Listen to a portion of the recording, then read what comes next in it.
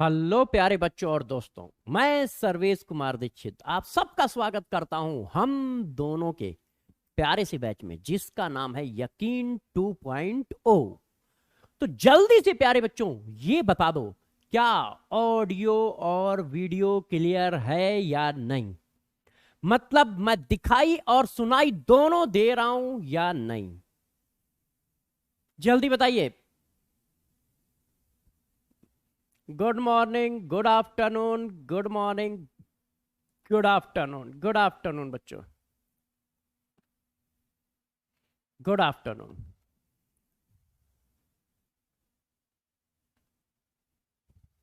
Okay, all clear, all clear, all clear, सही है। चलिए फिर आज की धमाकेदार शुरुआत करते हैं क्लास की, है ना बच्चों। Good, good, good. तो यार बच्चों, जरा एक बात बताओ, लास्ट क्लास में हम लोगों ने काइनेटिक थ्योरी ऑफ गैसेस की थी, मगर उसके न्यूमेरिकल प्रॉब्लम नहीं किए थे। कुछ प्रॉब्लम किए थे मगर थ्योरेटिकल टाइप के किए थे, न्यूमेरिकल प्रॉब्लम नहीं किए थे, है ना।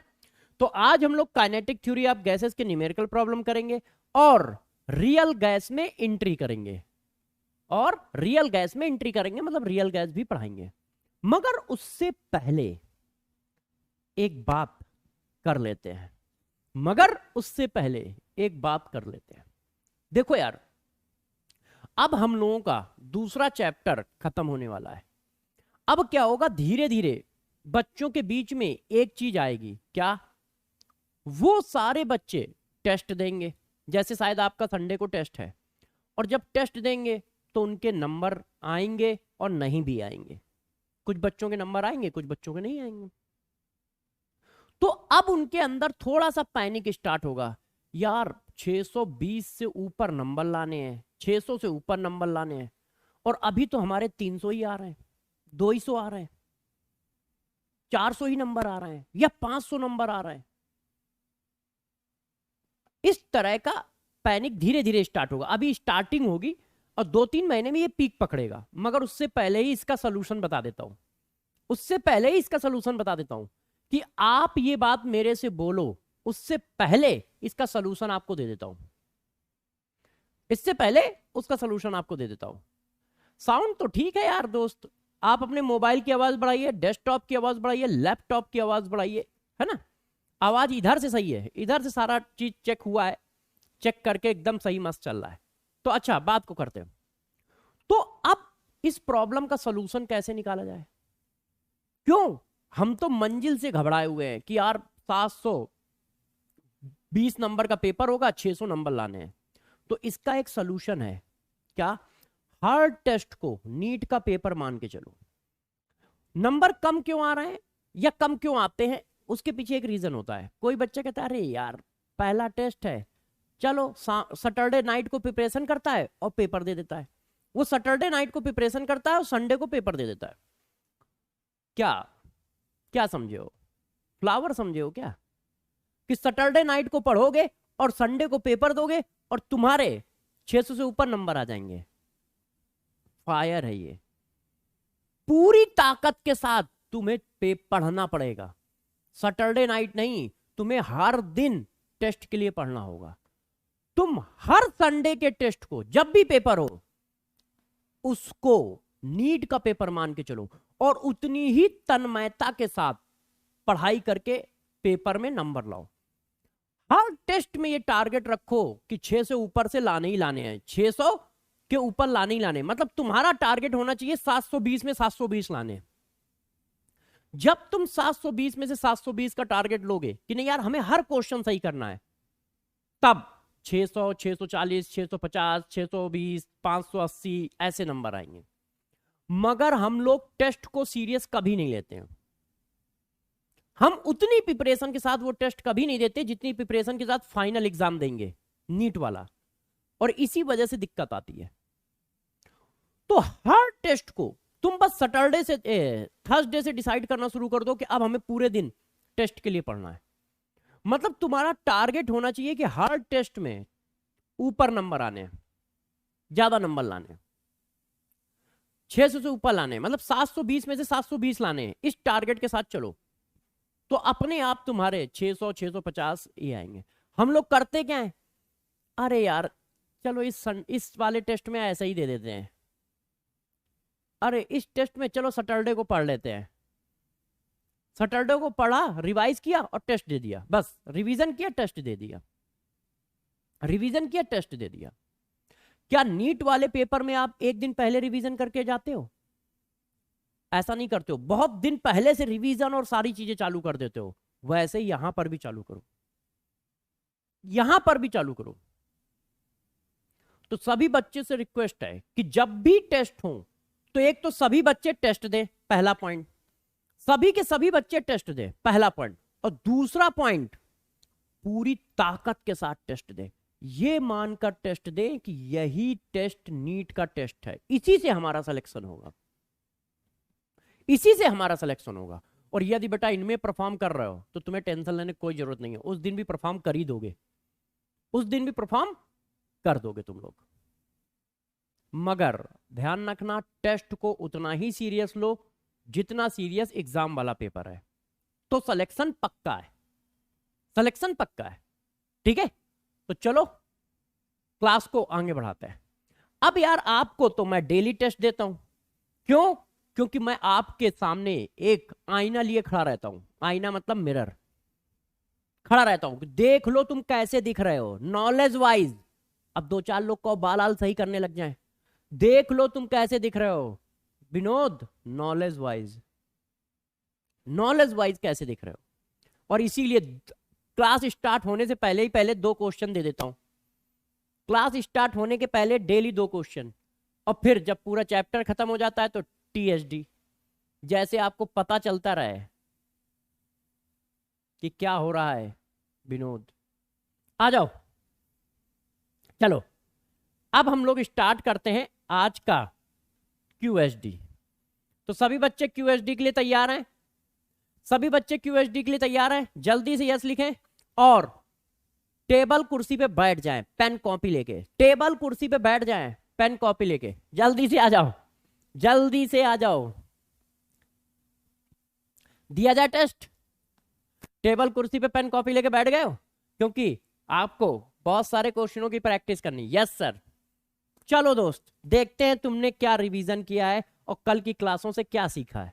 पहला क्वेश्चन आपके स्क्रीन पे है और आपको समय दिया जाता है 50 सेकंड।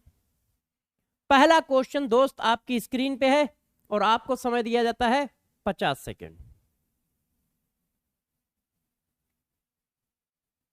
बताइए, 50 सेकंड।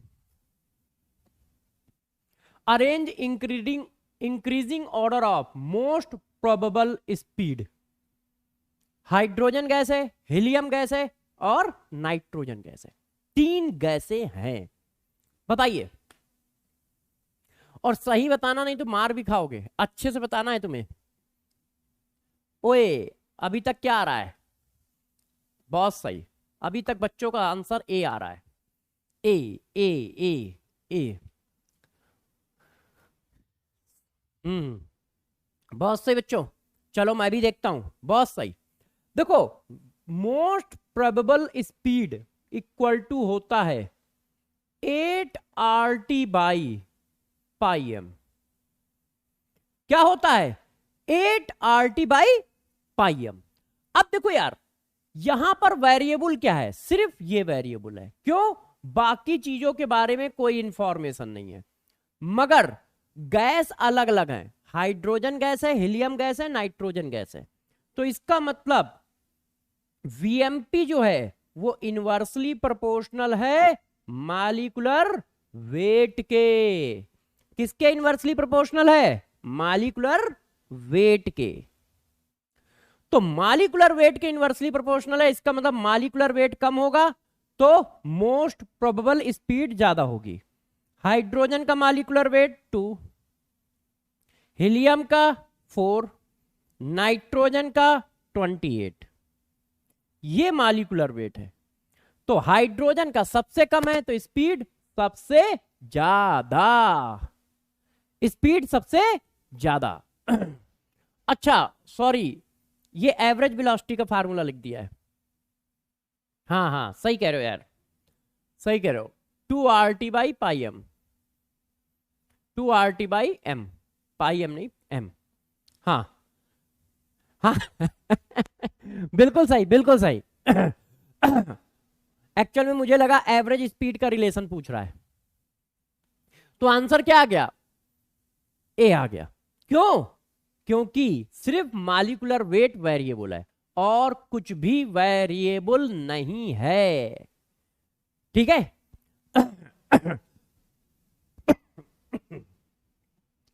और कुछ भी वेरिएबल नहीं है। पानी पी लेता हूं यार।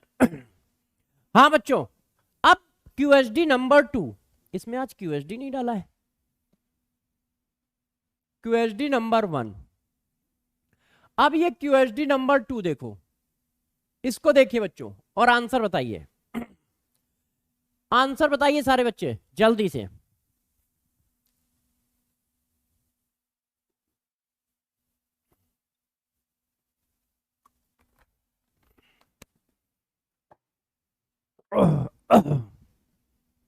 आंसर बताएं।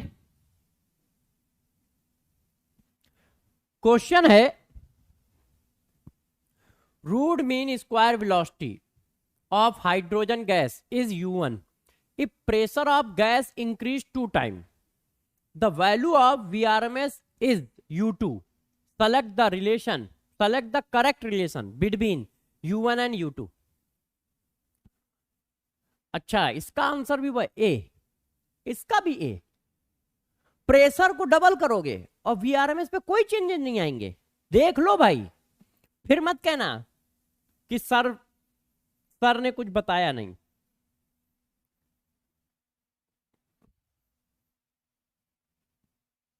बताइए, सबका ए आंसर आ रहा है? पक्का? अरे भाई पक्का? देख लो, फिर मत कहना सर ने हेल्प नहीं की। पक्का? यस, URMS या कि कोई भी velocity only depend upon temperature।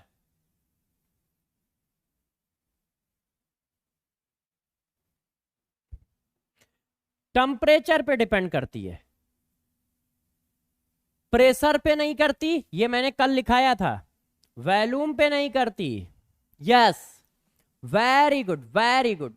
सभी बच्चों का ए आंसर है। उस बच्चे कह रहे हैं पक्का। मेरा भी ए आंसर है दोस्त, मेरा भी ए आंसर है। ओए, अब बच्चों का कहना है कि दो में से कितने, मेरा फेवरेट क्वेश्चन, दो में से किसके कितने सही? दो में से किसके कितने सही? बहुत सही। P इंटू वी की वैल्यू कांस्टेंट रहती है। बिल्कुल सही कह रहे हो यार, बहुत सही। थैंक यू बेटा बताने के लिए, बहुत सही। मतलब बातें याद हैं बच्चे को ये, और इससे अच्छी बात क्या चाहिए टीचर को। बहुत सही, 2 आउट ऑफ 2। वाओ वाओ, बहुत सही बच्चों, गुड, झक्कास, मस्त चल रहा है, मस्त मॉल है। बिल्कुल 2 आउट ऑफ 2, 2 आउट ऑफ 2। चलिए, जब बच्चे ऐसा कह रहे हैं तो आगे, अरे क्या, अच्छा ओके। बच्चे कह रहे हैं सर केटीजी की क्वेश्चन की प्रैक्टिस तो करा दो। हाँ यही कह रहे हो ना? अच्छा ठीक है। बच्चों की आवाज मेरे कान में आ रही है कि सर अब क्लास को जब स्टार्ट कर रहे हो तो स्टार्ट करने में जल्दी से केटीजी के क्वेश्चन की प्रैक्टिस करवा दीजिए। हम लोग पेन कॉपी लेके बैठे हैं, सारे बच्चे पेन कॉपी लेके बैठे हैं, तो आपकी स्क्रीन पर ये क्वेश्चन, जल्दी से सभी बच्चे इन क्वेश्चनों को करें। आपकी स्क्रीन पर ये क्वेश्चन, चलो कल केटीजी के क्वेश्चन रह गए थे तो आज कराते हैं, फिर रियल गैस स्टार्ट करते हैं। पढ़िए, bye what fraction, what factor does the average velocity of gas molecule increase when the temperature is double? जब टेम्परेचर को डबल कर दोगे तो एवरेज वेलोसिटी कितने फैक्टर इंक्रीज या डिक्रीज कर जाएगी? और देखो तुम ही लोग कह रहे हो कि सर मेडिकल में बहुत तेजी से क्वेश्चन करने होते हैं तो स्पीड खूब चाहिए, तो जल्दी से जल्दी आप क्वेश्चन कराओ। आप क्वेश्चन करोगे, मैं इधर करूंगा, और क्वेश्चन करते समय एरर नहीं आनी चाहिए, मतलब सिली मिस्टेक से बचिएगा। अब कुछ बच्चे तो यही कह रहे होंगे सर सिली मिस्टेक से बचिएगा कह रहे हैं, जो खुद कर देते हैं। बेटा मैं कर देता हूं, मानता हूं, तो इसका मतलब जो गलती मैं करूंगा वो तुम भी करोगे, है? ऐसा तो नहीं होता है ना, गलतियों से सीखते हैं। निकम्मो, सिली मिस्टेक मत करना, अच्छे से करिएगा। By what factor does the average velocity of gas molecule increases when the temperature is double? बहुत सही बच्चों, बहुत सही, सारे बच्चे सी आंसर दे रहे हैं, तो पक्का सी सही होगा। मैं भी कर देता हूं और देख लेता हूं कि मैं सही कर पाता हूं कि नहीं। मेरे बच्चे तो बेचारे सब सही कर रहे हैं, मगर टीचर को भी तो सही करना चाहिए यार, है कि नहीं बच्चों? ये देखो, अब सारी चीजें कांस्टेंट हैं, सिर्फ क्या किया गया है, टेम्परेचर को डबल किया गया है। तो ये हमारी इनिशियल। अब जब टेम्परेचर को डबल कर दोगे तो वैल्यू कितनी आ गई, 8RT बाई 2T, टेम्परेचर को डबल किया है, पाई एम। अब डिवाइड कर दो, तो जब आप डिवाइड करोगे तो देखो U average initial divided by U average final 1/√2। तो ये क्या आ गया, V average final equal to √2 times of V average initial. अब इनिशियल √2 की वैल्यू क्या होती है, 1.414। √2 की वैल्यू क्या होती है, 1.414। तो आंसर क्या आ रहा है, बहुत सही, डी आ रहा है। एक बच्चा डी लिख रहा है, बेचारा, बेचारा कंपाउंडर बन जाएगा। अच्छे से फार्मूला यूज करो बच्चों। अब बच्चों का मन कर रहा है सर हम लोग पूरे जोश में हैं, एक और क्वेश्चन दो। ये लो यार बच्चों, इस क्वेश्चन को करो। ये क्वेश्चन बहुत अच्छा क्वेश्चन है और बहुत जल्द आपके एग्जाम में आने वाला है, बहुत जल्द आपके एग्जाम में आने वाला है। मतलब अभी ये कहां पे आया है, ये IIT JEE मेंस में आया है, मेंस में आया है, अभी नहीं, मतलब 2016 के आसपास आया था, 16 या 14 में। मगर ये क्वेश्चन मुझे ऐसा लगा कि ये मेडिकल में भी पूछा जा सकता है, सस्ता क्वेश्चन है, तो इसलिए मैंने आपको भी दिया है, करिए, मतलब अच्छा क्वेश्चन है। The VRMS speed of hydrogen is √7 times the VRMS speed of nitrogen if the temperature of gases is. Speed का रिलेशन दिया है, टेम्परेचर का रिलेशन पूछ रहा है। आराम से करिएगा और सही आंसर बताइएगा, गलत आंसर नहीं बताओगे। तुम डॉक्टर हो, डॉक्टर को गलती करने का हक नहीं है, इंजीनियर को है, डॉक्टर को नहीं है। तो ध्यान रखिए, आप आंसर अच्छे से बताइएगा और सही बताइएगा। आराम से कर लो, टाइम है आपके पास 40 सेकंड 50 सेकंड का। देखो VRMS स्पीड ऑफ हाइड्रोजन, वो कह रहा है हाइड्रोजन की VRMS स्पीड √7 टाइम्स है VRMS स्पीड ऑफ नाइट्रोजन। ये देखो वो ये कह रहा है कि हाइड्रोजन की जो स्पीड है वो √7 टाइम्स है स्पीड ऑफ नाइट्रोजन, ऐसे। तो टेम्परेचर का रिलेशन बताओ, तो यार वैल्यू डाल दो। इसकी वैल्यू क्या डालोगे, 3RT divided by M। M का मतलब हाइड्रोजन का कितना होता है, 2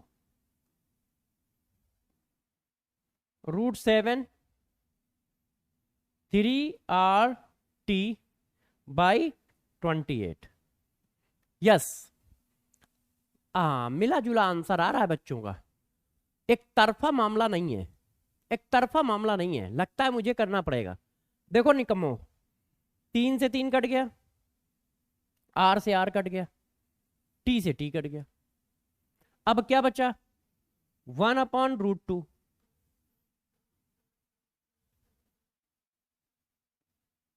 √7, अच्छा T से T कहां कट गया, T में तो रिलेशन पूछ रहा है, सॉरी बच्चों, T में तो रिलेशन पूछ रहा है ना, तो मैंने T से T गलत काट दिया है। तो चलो मैं एक बार इसको रफ करके फिर से लिखता हूं। टेम्परेचर का वो रिलेशन पूछ रहा है, तो मैंने लिखा 3R temperature of hydrogen divided by 2 √7 3R temperature of nitrogen divided by 28। 3 से 3 कट जाएगा, R से R कट जाएगा। अब क्या आ गया, temperature of hydrogen divided by 2 under √7 temperature of nitrogen divided by 28। अब दोनों तरफ स्क्वायर कर दो।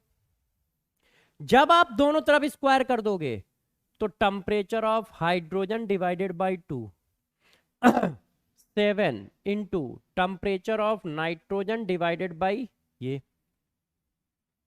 4 आ गया, ये 2 आ गया। तो क्या आ गया, temperature of nitrogen is 2 times of temperature of hydrogen. इसका मतलब नाइट्रोजन का टेम्परेचर हाइड्रोजन के टेम्परेचर से ज्यादा है। इसका मतलब क्या हुआ, नाइट्रोजन का टेम्परेचर हाइड्रोजन के टेम्परेचर से ज्यादा है। ऐसा कहां लिखा है, सी। यस, अब बच्चों का आंसर सही आ रहा है। बीच में ए और बी भी आंसर आ रहे थे। ऐसा ना करो मुन्ना, है ना, अच्छे से करो भाई। उसने कहा कि हाइड्रोजन की वीआरएमएस √7 टाइम्स है नाइट्रोजन की वीआरएमएस के, तो उनके टेम्परेचर के बीच में क्या रिलेशन होगा। तो मैंने कहा ठीक है, इसका मतलब टेम्परेचर अलग अलग है, तो टेम्परेचर अलग अलग है। बाकी सारी चीजें डाल दी। इसका मॉलिक्यूलर वेट 2 होता है, इसका मॉलिक्यूलर वेट 28 होता है। सॉल्व करके रिलेशन निकाल लिया। यस, सी सी। हाँ ओके। अब तुम्हारा मन कर रहा होगा, क्या कर रहा होगा मन, कि सर एक और क्वेश्चन दे दो, सर एक और क्वेश्चन दे दो। तो मैंने कर लो, एक और क्वेश्चन ले लो। अच्छा, अभी काइनेटिक एनर्जी के बारे में नहीं बताया है, ये वाला क्वेश्चन मत करना बच्चों। अभी काइनेटिक एनर्जी नहीं पढ़ाई है ना। ये वाला क्वेश्चन करो, ये वाला क्वेश्चन करिए। अभी काइनेटिक एनर्जी के बारे में नहीं पढ़ाया है, ये क्वेश्चन करिए। एट 400 केल्विन द मोस्ट, ये क्या लिखा है यार, है ना बच्चों, at 400 kelvin the mean square, root mean square होगा इसका मतलब, root mean square speed of X molecular weight 40 is equal to most probable speed of Y molecular weight, नहीं temperature 60 kelvin, the molecular weight of Y is. बहुत सही। बताओ बच्चों, answer लिख रहा हूं, आंसर बताइए। आपके लिए ऑप्शन बना दे रहा हूं, आपके लिए ऑप्शन बना दे रहा हूं। 25, 36, 30, नन ऑफ दिस। आंसर बताइए, इस क्वेश्चन का आंसर क्या आएगा, अच्छे से बताइएगा। वो क्या कह रहा है, at 400 kelvin the root mean square velocity of X, कोई गैस एक्स है, इसकी root mean square velocity most probable velocity of Y के बराबर है। इसका टेम्परेचर दिया है 400 केल्विन और इसका टेम्परेचर दिया है 60 केल्विन। इसका मॉलिक्यूलर वेट दिया है 40 और इसका मॉलिक्यूलर वेट पूछा जा रहा है। ये क्वेश्चन है, बताइए। बच्चे आंसर दे रहे हैं डी। बताइए क्या आएगा, गैस एक्स की root mean square velocity gas Y की मोस्ट प्रोबेबल वेलोसिटी के इक्वल है, तो गैस वाई का मॉलिक्यूलर वेट बताना है। डी फॉर डॉक्टर चल रहा है अभी तो। Yes, very good very good, बहुत सही। तो देखो यार, यदि बराबर है तो बराबर कर दो। कितनी वैल्यू आई, 3RT/m। इसकी वैल्यू कितनी है, 8R अच्छा सॉरी, VRMS के बराबर है 2RT/m। अब वैल्यू डालो, 3R, T कितना है 400, M कितना है 40, इसमें वैल्यू डालो 2R, T कितना है 60, M कितना है निकालना है, स्क्वायर कर दो, स्क्वायर कर दो बच्चों। चलो पहले स्क्वायर कर लो, तो जब दोनों तरफ स्क्वायर कर लिया तो ये आ गया,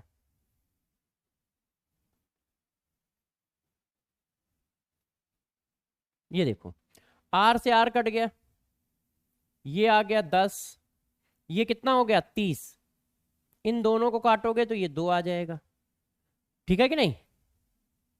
तो M की वैल्यू कितनी आ रही है, आई थिंक 4 आ रही है, देखो मैंने सही कट किया ना, 40 आ रही है। हाँ 4, यहाँ 10 आया, और ये हो गया 30, और ये 60 है, तो 30 से 60 कटेगा 2 आ जाएगा, 4 ही तो आ रहा है, 40 कहाँ आ रहा है। हाँ 4 आ रहा है सिर्फ, है ना।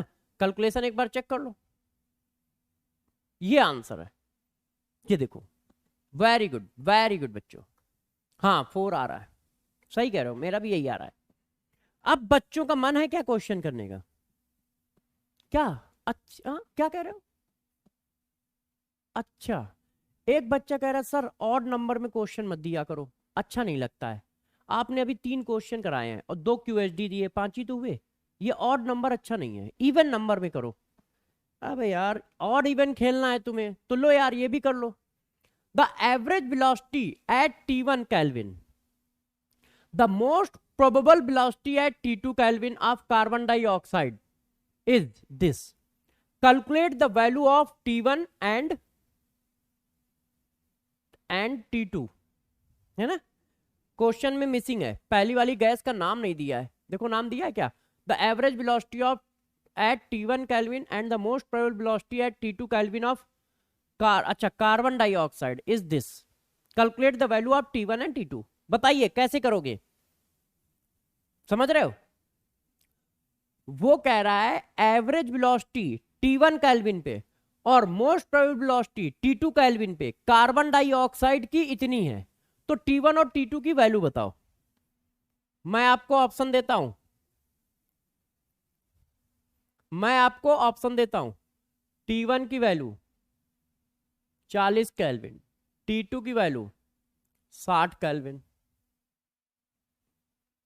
T1 की वैल्यू 60 केल्विन, T2 की वैल्यू 40 केल्विन,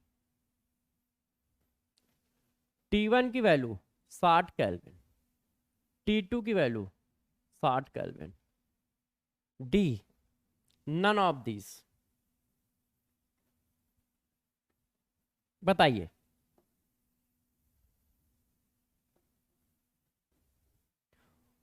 देखो most probable velocity equal to होता है 2RT/m, यही तो होता है, यस। हाँ अच्छा बच्चे डी लिख रहे हैं, उनको पता है ना, चीटिंग कर रहे हो। तुमको पता है सर ने डी ऑप्शन जो बनाया है वही सही होगा, क्यों? क्योंकि सर को T1 T2 इतनी जल्दी कैलकुलेट ही नहीं कर पाएंगे सर, इसलिए उन्होंने क्या किया होगा, इसीलिए नन ऑफ दिस लगाया है, और इसीलिए तुम लोगों ने टिक कर दिया है। T1 T2 की वैल्यू बताओ। T2 टेम्परेचर पे मोस्ट प्रोबेबल वेलोसिटी इतनी है, तो मैंने रख दी 9 × 10⁴। वो कह रहा है T2 टेम्परेचर पे मोस्ट प्रोबेबल वेलोसिटी इतनी है 44। अब स्क्वायर कर लो, अब आप क्या करो स्क्वायर कर लो, तो जब इसका स्क्वायर करोगे तो 81 × 10⁸, और ये क्या हुआ 2RT divided by 44, divided by क्या आएगा 44, है ना। अब इसको सॉल्व कर लो, तो R2 की वैल्यू आ गई, बड़ी अजीब सी वैल्यू आ रही है दोस्त, T2 की वैल्यू आ गई, ये देखो वैल्यू तो बहुत बड़ी आ रही है, मुझे लग रहा है क्वेश्चन में कहीं मिस्टेक है ना बच्चों। वैल्यू कुछ जरूरत से ज्यादा बड़ी नहीं आ रही है। देखो मैं करके दिखाता हूं, मैं आप लोगों को करके दिखाता हूं। या तो ये -4 होगा और यहाँ पे छापने में दिक्कत आ गई होगी। चलो पहले कर देते हैं। 81 इंटू 44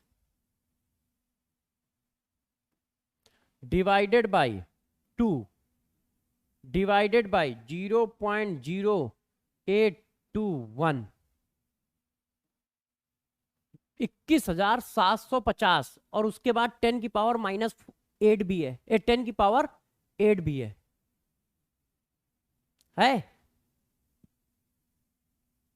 ये देखो, अच्छा सेंटीमीटर पर सेकेंड, ठीक है।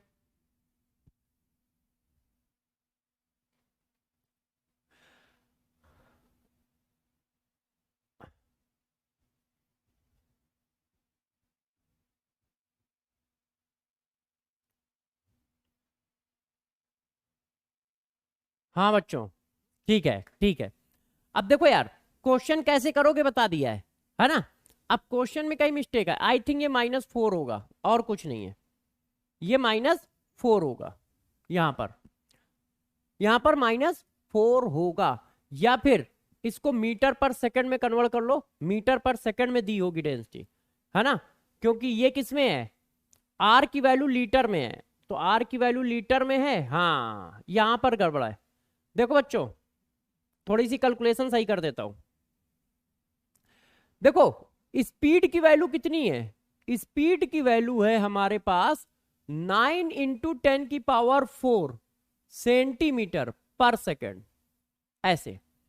अब यदि मैं इसको लीटर बनाऊं तो क्या करोगे, मतलब सॉरी मीटर बनाऊं, यदि सेंटीमीटर को मीटर बनाना है तो क्या करोगे, यही तो करोगे, ये। तो ये वैल्यू कितनी आ जाएगी, इतनी आ जाएगी, तब भी बहुत ज्यादा है यार। ये देखो इतनी वैल्यू आ जाएगी, मतलब 90, वैल्यू कितनी आ गई, 90 मीटर पर सेकेंड आ गई। अब यदि यहां पे हम 90 मीटर पर सेकेंड डालते हैं, क्यों, क्योंकि आर की वैल्यू लीटर में होती है, तो लीटर की वैल्यू को डेसीमीटर बनाना पड़ेगा, है ना, आर को काटने के लिए। 1 मिनट रुक जाओ, ये गड़बड़ है। देखो बच्चों, सब लोग 1 मिनट रुक जाओ, मैं बताता हूं इसको कैसे करोगे, है ना, जैसे आपसे गड़बड़ ना होने पाए। ओह सॉरी, ध्यान दीजिए, आर की वैल्यू होती है 0.821 एटमॉस्फेयर लीटर, ठीक है, मोल इनवर्स केल्विन इनवर्स, ये होती है। तो यार यहां पर आप चेक करो, तो हमें जो वेलोसिटी है, वेलोसिटी में यहां सेंटीमीटर है और ये लीटर में है, तो या तो हम इसको उसमें करें डेसीमीटर में, क्योंकि 1 डेसीमीटर 1 लीटर के बराबर होता है, 1 डेसीमीटर 1 लीटर के बराबर होता है। तो या तो आप इसको डेसीमीटर करो, सेंटीमीटर में काम नहीं चलेगा, क्योंकि यूनिट नहीं कटेंगी ना, समझ रहे हो, यूनिट एंड डायमेंशन समझ रहे हो। देखो इसकी क्या आ रही है, सेंटीमीटर पर सेकेंड, गौर सुनिए, 2 की कोई यूनिट नहीं होती, आर की यूनिट क्या है, एटमॉस्फेयर लीटर, लीटर का मतलब mole inverse kelvin inverse. M की यूनिट क्या है, टेम्परेचर की यूनिट केल्विन है, तो ये दोनों एक दूसरे से कट गए। इसकी क्या यूनिट होती है, ये मॉलिक्यूलर वेट है, तो मॉलिक्यूलर वेट की यूनिट होती है ग्राम पर मोल, ग्राम पर मोल, तो ये ऊपर जाएगा, ये भी कट जाएगा ऐसे। अब ये चीज बची और ये चीज बची है, इतनी हमारे पास यूनिट बची है, ये देखो। तो ये क्या होता है, न्यूटन मीटर होता है,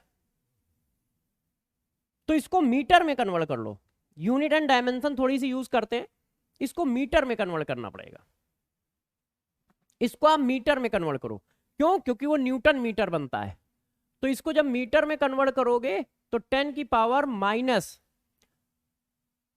मीटर में 100 सेंटीमीटर होते हैं, है ना, तो 10 की पावर -2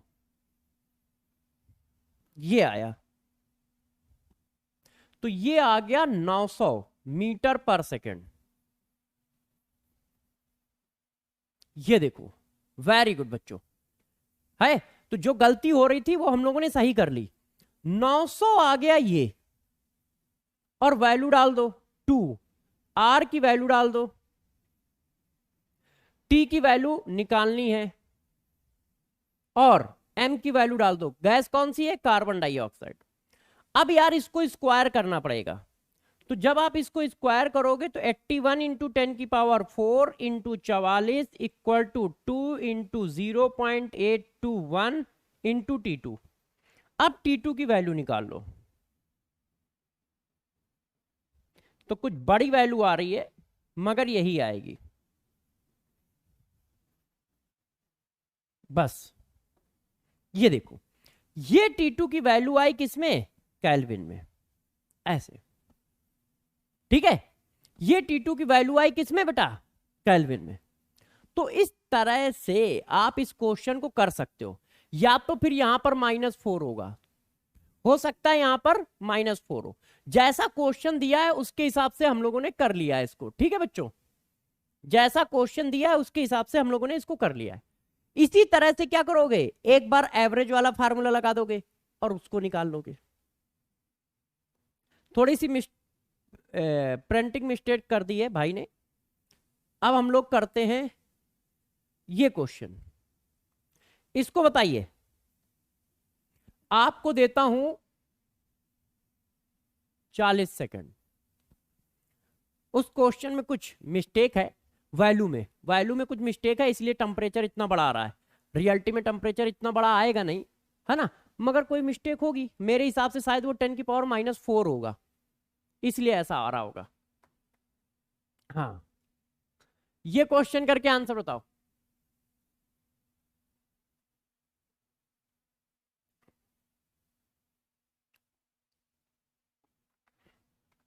बिल्कुल बिल्कुल, एक और दिया है, आंसर बताइए बच्चों। The temperature of a gas is raise from 27 degree centigrade से 927 degree centigrade. The root mean square velocity is. Temperature को आप 27 डिग्री सेंटीग्रेड से चेंज करके 927 डिग्री सेंटीग्रेड कर रहे हो, तो रूट मीन स्क्वायर वेलोसिटी क्या हो जाएगी? तो कर लो यार, वेरी गुड, बहुत सही। सारे बच्चों का आंसर डी है, double double double double double. और सारे बच्चे डबल लिख रहे हैं तो 100% डबल ही होगा यार। क्यों? क्योंकि सारे बच्चे सही लिख सकते हैं मगर सारे बच्चे गलत नहीं लिख सकते। गलत में ओपिनियन बहुत होते हैं, सही में ओपिनियन एक ही होता है। अब देखो यार, मैंने क्या किया, U1 लिख दिया, इसको वैल्यू रखो बच्चों। टेम्परेचर कितना है? 27। 27 का मतलब 300 केल्विन। मैंने टेम्परेचर को केल्विन में चेंज कर लिया है, ठीक है बच्चों। तो ये कितना आ जाएगा? 300 केल्विन। अब U2 की वैल्यू लिखो, और 927, तो 927 हो गया जाके 1200,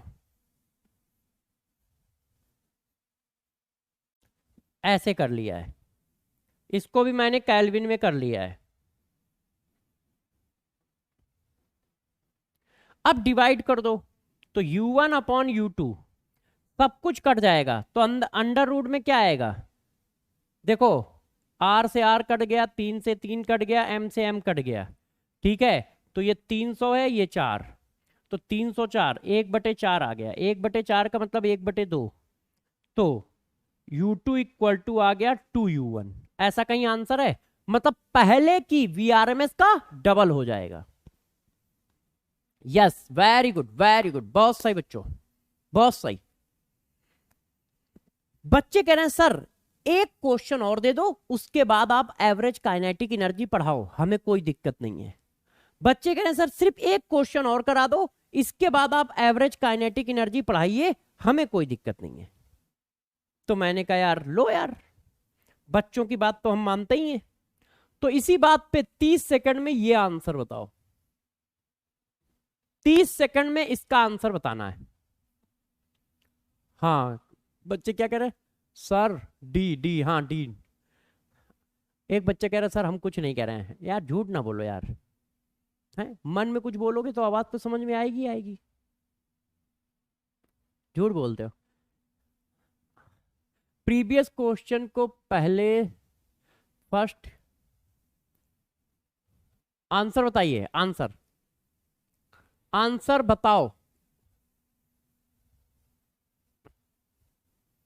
the root mean square speed at STP for the gases इतना इतना इतना, द ऑर्डर क्या आएगा, आंसर बताइए।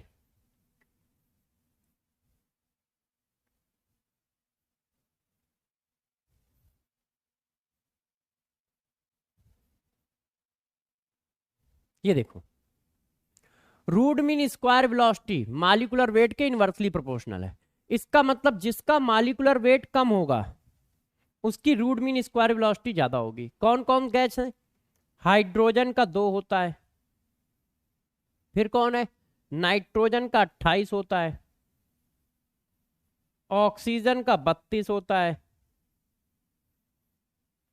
HBr का 81 होता है, और कोई है नहीं।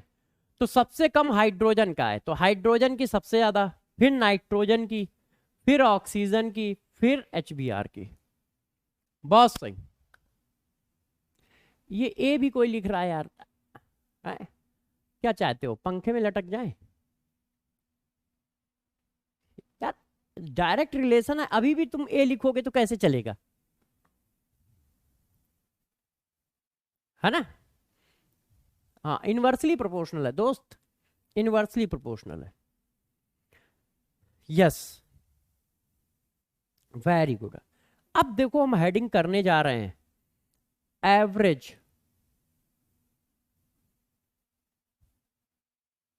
Kinetic energy.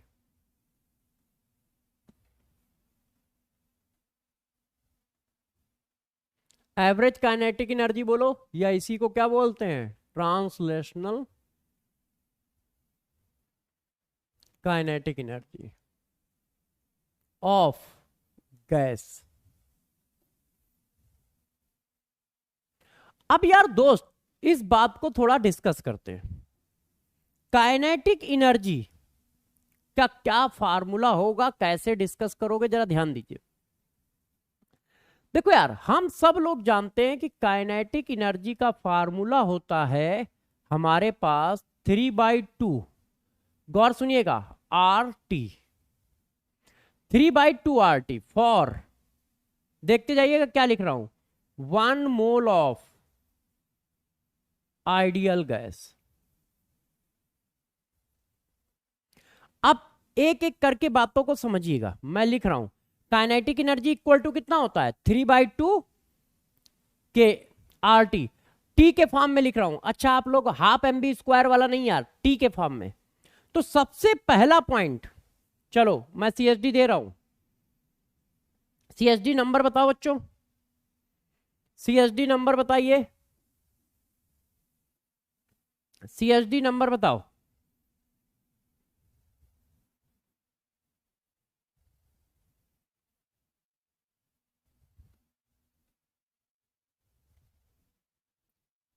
CSD नंबर बताओ बच्चों।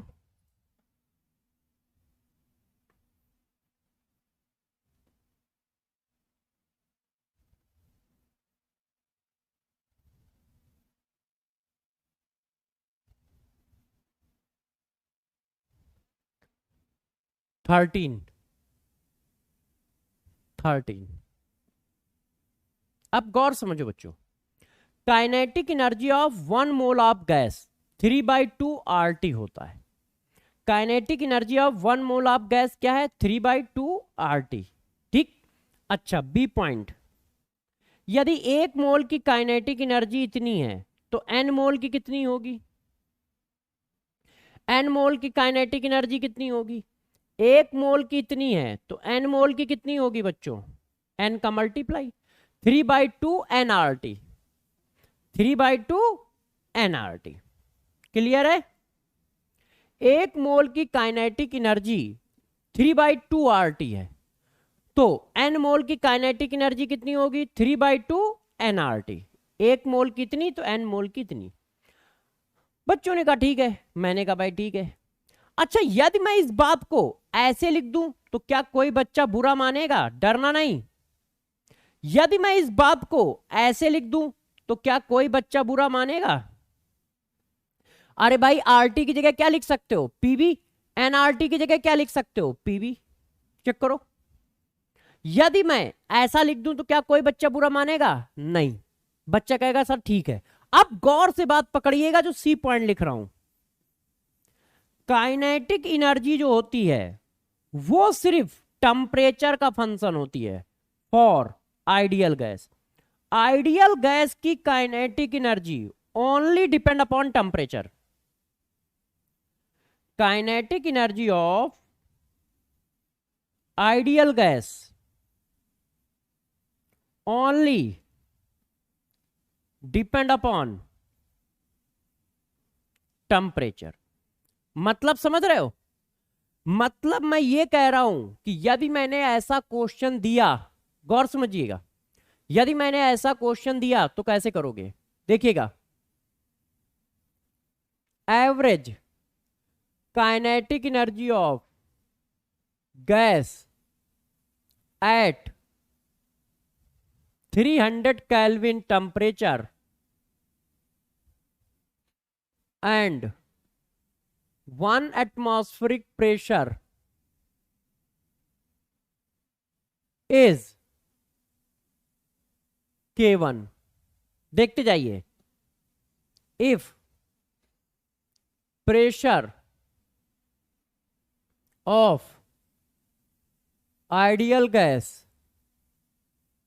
increases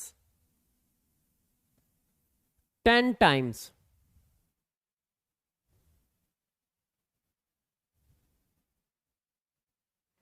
then final kinetic energy of gas at 300 Kelvin temperature is, पहला ऑप्शन 10K, दूसरा ऑप्शन ठीक है 5K1, तीसरा ऑप्शन 2K1, चौथा ऑप्शन K1। बताओ बताओ आंसर कौन सा होगा? काइनेटिक एनर्जी 300 केल्विन टेम्परेचर पर 1 एटमॉस्फेरिक प्रेशर पर K1 थी और आइडियल गैस का प्रेशर हमने 10 टाइम्स इंक्रीज कर दिया है, तो काइनेटिक एनर्जी कितनी होगी? बताइए बताइए भाई, कितनी होगी आपके हिसाब से?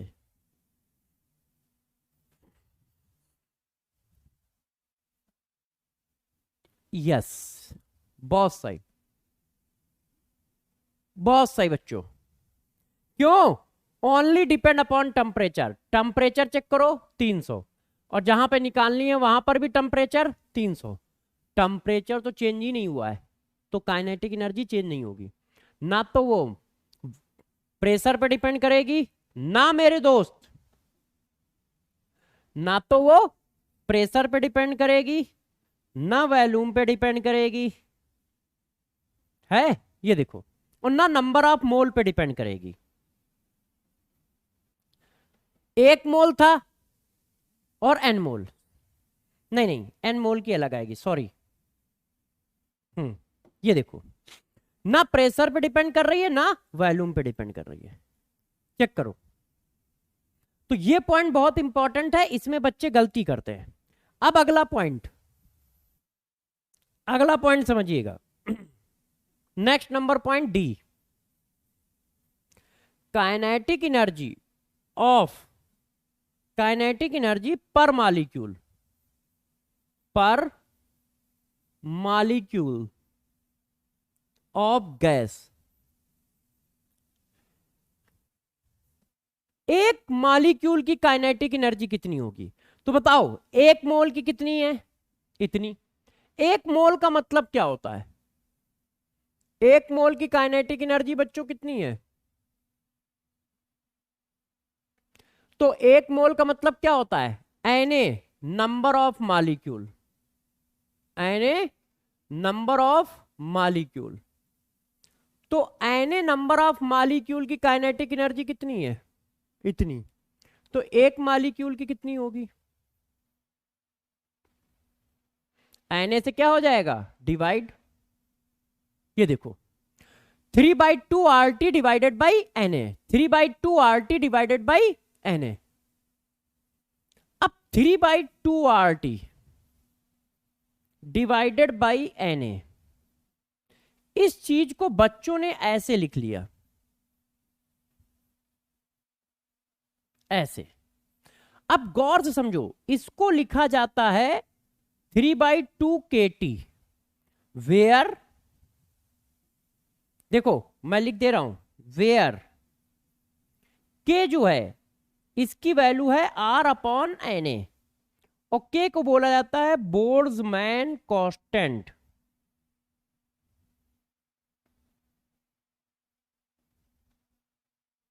और इसकी वैल्यू क्या होती है?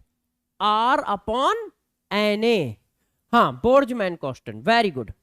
R की वैल्यू डाल दो 8.314 जूल।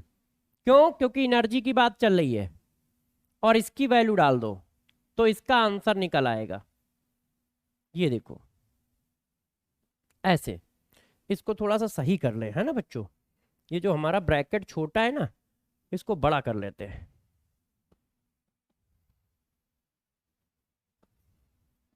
यहां तक खिसका लेते हैं। अब ठीक है, बात समझ में आई? तो गौर सुनिएगा। अब बच्चे कभी कभी यहां कंफ्यूज हो जाते हैं। जब 3/2 RT लिखा होगा तो 1 मोल की होगी। जब 3/2 RT लिखा होगा तो 1 मोल की होगी। और जब 3/2 KT लिखा होगा तो 1 मॉलिक्यूल की होगी। जब 3/2 KT लिखा होगा तो 1 मॉलिक्यूल की होगी। और जब 3/2 RT लिखा होगा तो 1 मोल की होगी। देखो पकड़ो, ये देखो 1 मोल की 3/2 RT, 1 मॉलिक्यूल की 3/2 KT। अब तुम्हारा मन कर रहा होगा N मॉलिक्यूल की kinetic energy of N molecule of gas.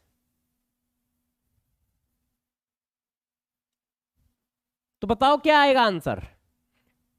3/2 NKT। 1 molecule की इतनी है तो N मॉलिक्यूल की कितनी होगी? इतनी होगी। Yes, very good. अब तुम्हारा ये भी मन कर रहा होगा, सर क्वेश्चन नहीं दोगे, सर क्वेश्चन नहीं दोगे? तो मैंने कहा दोस्त जरूर दूंगा, जरूर दूंगा। पहले ये देख लो, इतने पॉइंट हमें काइनेटिक एनर्जी में बहुत अच्छे से आने चाहिए, बहुत अच्छे से आने चाहिए। ये देखिए, देख लो बच्चों, ऐसे क्लियर है? हाँ।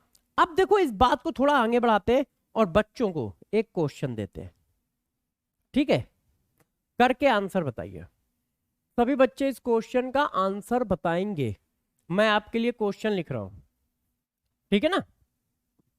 अच्छे से बताइएगा। काइनेटिक एनर्जी ऑफ, ठीक है, kinetic energy of 1 mole hydrogen gas at 300 Kelvin temperature is X joule.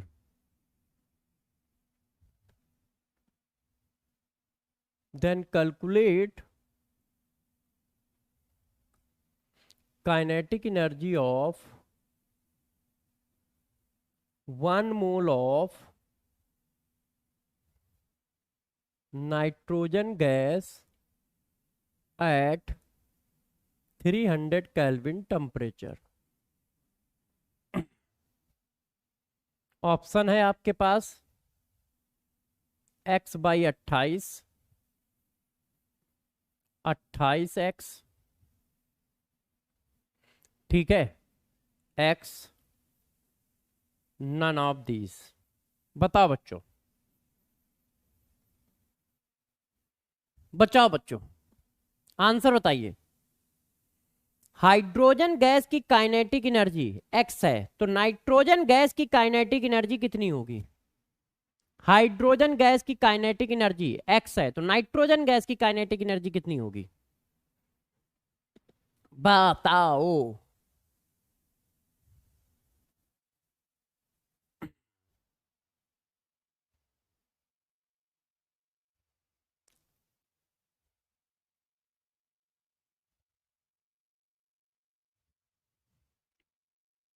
Yes, इसका मतलब समझे? काइनेटिक एनर्जी गैस के नेचर पे डिपेंड नहीं करती है। देखो ये हाइड्रोजन गैस है, ये नाइट्रोजन गैस है, मोल सेम है, टेम्परेचर सेम है, तो काइनेटिक एनर्जी सेम रहेगी। काइनेटिक एनर्जी गैस के नेचर पे डिपेंड नहीं करती है, इसका मतलब ये हुआ। हाइड्रोजन गैस थी तब भी वही है, नाइट्रोजन गैस है तब भी वही है। इसका मतलब तुम इस पॉइंट को लिख सकते हो, kinetic energy does not depend upon nature of gas. ये देखो, kinetic energy nature of gas पे डिपेंड नहीं करती है। यदि ये देखिए, नहीं तो आंसर अलग लगाता, मगर आपने आंसर क्या लिखा है? सी, और हमने भी सी लिखा है। तो ध्यान रखिएगा, kinetic energy nature of gas पे डिपेंड नहीं करती है। अब मैं एक आपसे और क्वेश्चन पूछता हूं, देखता हूं आप कितना सही लिख पाते हो, कितना गलत लिख पाते हो। अच्छे से लिखिएगा, मतलब अच्छे से आंसर टिक करिएगा, ठीक है? देखो, kinetic energy of 10 molecule of hydrogen gas is k joule. ठीक है, calculate kinetic energy of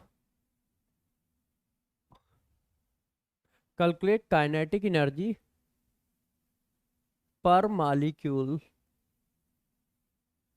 of hydrogen gas. Option आपके लिए बना रहा हूं, बताइएगा, ठीक है? इसको के की जगह एक्स लिख लो, नहीं तो कंफ्यूजन आ जाएगा। के की जगह एक्स लिख लीजिए, आंसर बताइएगा।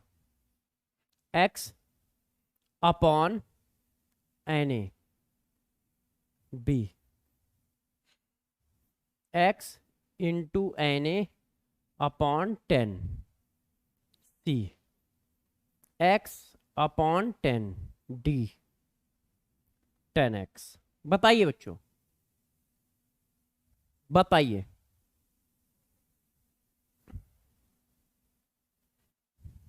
बताइए,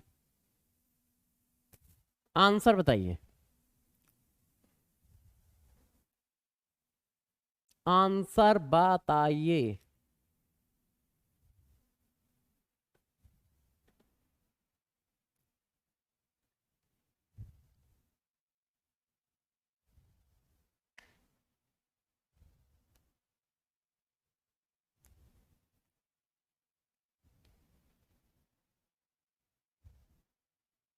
यस, जल्दी से आंसर बताओ। बहुत सही, बहुत सही बच्चों, बहुत सही। एक्स अपॉन 10, क्योंकि 10 मॉलिक्यूल की काइनेटिक एनर्जी एक्स है, तो एक मॉलिक्यूल की काइनेटिक एनर्जी क्या होगी? X upon 10। अब बच्चों ने कहा सर आप मेरे से क्वेश्चन करा लो, तो मैंने कहा लो पहला क्वेश्चन करो। अच्छा ये तो कर चुके हो, ये वाला नहीं करो। करिए, आपके पास एक क्वेश्चन आ रहा है, इसका आंसर बताइए। बताइए बच्चों, इस क्वेश्चन का आंसर बताइए, सही से आंसर बताना है। इस क्वेश्चन का आंसर बताइए। Which of the following expression correctly represent the relationship between the average molar kinetic energy of CO and N2 molecule as the same temperature. अभी मैंने एक बात लिखाई थी कि काइनेटिक एनर्जी जो होती है वो गैस के नेचर पे डिपेंड नहीं करती। अब मोलर का मतलब हुआ मोल सेम है, मोल सेम है और टेम्परेचर भी सेम है। तो जब भैया मोल भी सेम है, टेम्परेचर भी सेम है, तो काइनेटिक एनर्जी भी क्या होगी? बहुत सही बच्चों, सेम। क्यों? क्योंकि काइनेटिक एनर्जी गैस के नेचर पे डिपेंड नहीं करती है। बहुत सही बच्चों, बहुत सही। ये CO लिखा होगा, है ना? ये CO लिखा है, इन्फिनाइट नहीं लिखा है, CO लिखा है। बहुत सही, सही बात, बहुत सही पकड़ा आप लोगों ने, बिल्कुल सही बात है, बिल्कुल सही बात है। बच्चों की डिमांड है कि सर ऐसा करोगे तो हम एक क्वेश्चन और करेंगे, आप ऐसा करोगे तो हम एक क्वेश्चन और करेंगे। तो मैंने कहा कर दो भाई। इसका आंसर बताओ। If A gas expand at constant temperature it indicate, आप टेम्परेचर नहीं चेंज कर रहे हो और गैस को क्या कर रहे हो? एक्सपेंड कर रहे हो। ये देखो, गैस को एक्सपेंड करने से क्या होता है? प्रेशर डिक्रीज होगा, वॉल्यूम इंक्रीज होगा, है कि नहीं? मगर टेम्परेचर आपने कांस्टेंट कर रखा है। ये देखो, kinetic energy of gas molecule decrease ना बाबा ना, क्योंकि काइनेटिक एनर्जी ओनली फंक्शन है टेम्परेचर का। टेम्परेचर कांस्टेंट है तो काइनेटिक एनर्जी कांस्टेंट है। प्रेशर ऑफ गैस इंक्रीज ना बाबा ना, गैस एक्सपेंड हो रही है तो प्रेशर कम होगा। Kinetic energy of gas molecule remain same, yes, क्योंकि काइनेटिक एनर्जी जो है वो फंक्शन है टेम्परेचर का। ये देखो, यदि वो टेम्परेचर का फंक्शन है तो वो चेंज नहीं होगी। Number of molecule of gas increase ना बाबा ना, नंबर ऑफ गैस मॉलिक्यूल जो होते हैं उनका गैस के एक्सपेंड होने से कोई लेना देने थोड़ी है। नंबर तो तभी चेंज होंगे जब रिएक्शन होगी, डिसोसिएशन हो, एसोसिएशन हो या किसी तरह की रिएक्शन हो। तो आंसर क्या है? सी। आंसर क्या है बच्चों? सी। मगर ये क्वेश्चन CBSE वालों ने गलत पूछा है। बच्चे कहोगे कि यार सर आंसर भी निकाल दिया और कह रहे हो गलत पूछा है। मैंने कहा यस, उसका रीजन है काइनेटिक एनर्जी टेम्परेचर का फंक्शन होती है मगर आइडियल गैस के लिए। अब इन्होंने कहीं आइडियल टर्म यूज नहीं किया है तो इनको कम से कम आइडियल लिख देना चाहिए था, आइडियल लिख देना चाहिए था, है ना? तो काइनेटिक एनर्जी रिमेन सेम। मान लो ये रियल गैस होती तो टेम्परेचर का फंक्शन थोड़ी होती, तब और चीजों का भी फंक्शन होती है। तो लिखना चाहिए था कि आइडियल गैस, है ना? ये थोड़ी सी लैंग्वेज एरर है मगर कोई बात नहीं, आइडियल मान के सॉल्व कर देते हैं बच्चे और टीचर भी। अब बच्चों का मन कर रहा है सर हम एक क्वेश्चन और करेंगे। इस क्वेश्चन का आंसर संभल के बताइएगा सब लोग। क्वेश्चन में क्या पूछा गया देख लीजिए, संभल के बताइए।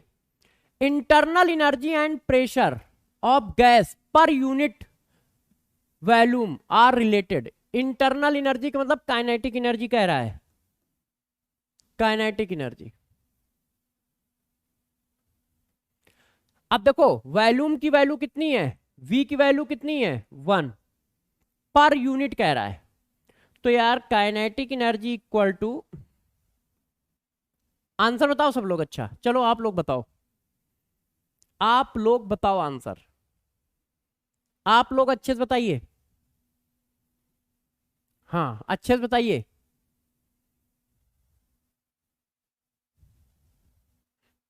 देखो kinetic energy equal to 3/2 PV, V की वैल्यू 1 हो गई तो kinetic energy equal to 3/P।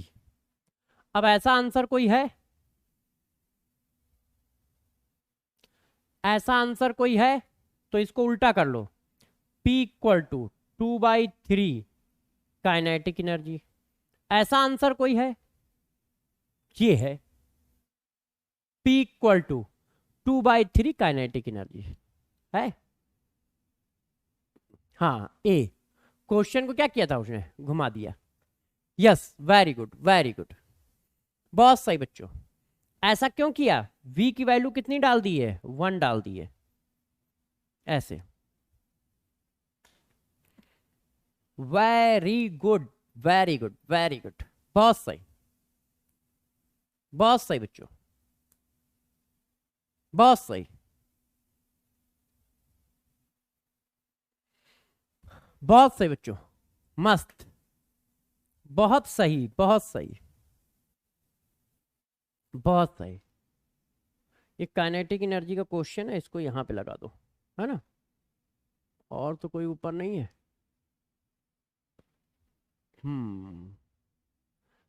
कोई क्वेश्चन छूट तो नहीं रहा? ये देखो, ये इसको करिए, सारे बच्चे इस क्वेश्चन को करें। आपको देता हूं 50 सेकंड, 50 सेकंड देता हूं, आंसर बताओ, मस्त आंसर बताइएगा, 50 सेकंड देता हूं। The temperature of a sample of SO2 is rise 27 degree centigrade to 327 degree centigrade. The average kinetic energy of gas molecule double rise to the power 2 हैवल and multiply by the factor 327 divided by 27। Answer बताइए। The temperature of sample of SO3 is rise, पहले kinetic energy कितनी थी? कितनी थी बच्चों? 3/2 RT। T किस में रखोगे? केल्विन में, तो ये कितना हो गया? 300। दोबारा काइनेटिक एनर्जी कितनी आई? 3/2 RT, उसमें जोड़ दो तो 600 आ गया। तो पहली काइनेटिक एनर्जी और दूसरी काइनेटिक एनर्जी में क्या रिलेशन आया? 1/2। इसका मतलब काइनेटिक एनर्जी जो है वो डबल हो रही है पहले वाली का। Yes, very good, kinetic energy क्या हो रही है? डबल हो रही है, बहुत सही आंसर है। यस बच्चों, यस बच्चों, हाँ सही बता रहे हो और सही आंसर दे रहे हो, बिल्कुल सही आंसर दे रहे हो, बिल्कुल सही आंसर दे रहे हो, बहुत सही, सही है, सही है, सही है।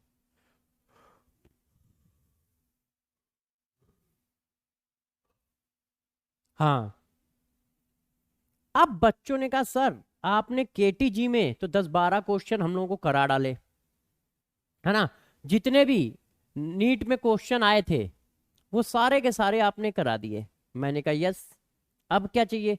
तो बच्चों ने कहा सर अब आगे बढ़े। अच्छा, ये क्वेश्चन एक रह गया है बच्चों, एक क्वेश्चन रह गया है, इसको भी कर लो यार। अब रह गया तो छूट जाएगा यार, इसलिए कह रहा हूं, नहीं तो मैं पढ़ाने जा रहा था। अब रह गया है तो छूट जाएगा, अच्छा थोड़ी लगेगा, है ना। मान लो क्वेश्चन आया है टाइप होके और आप नहीं करोगे तो जिन्होंने टाइप किया है उनको कितना दुख होगा कि बताओ हमने क्वेश्चन टाइप किया और बच्चे क्वेश्चन नहीं कर रहे। तो इसको भी कर लो यार, हटाओ, खत्म करो मामला। क्या पूछ रहा है? Root mean square velocity of gas molecule is proportional to. देखो यार, रूट मीन स्क्वायर वेलोसिटी क्या होती है? ये होती है। अब प्रोपोर्शनल किसके किसके है?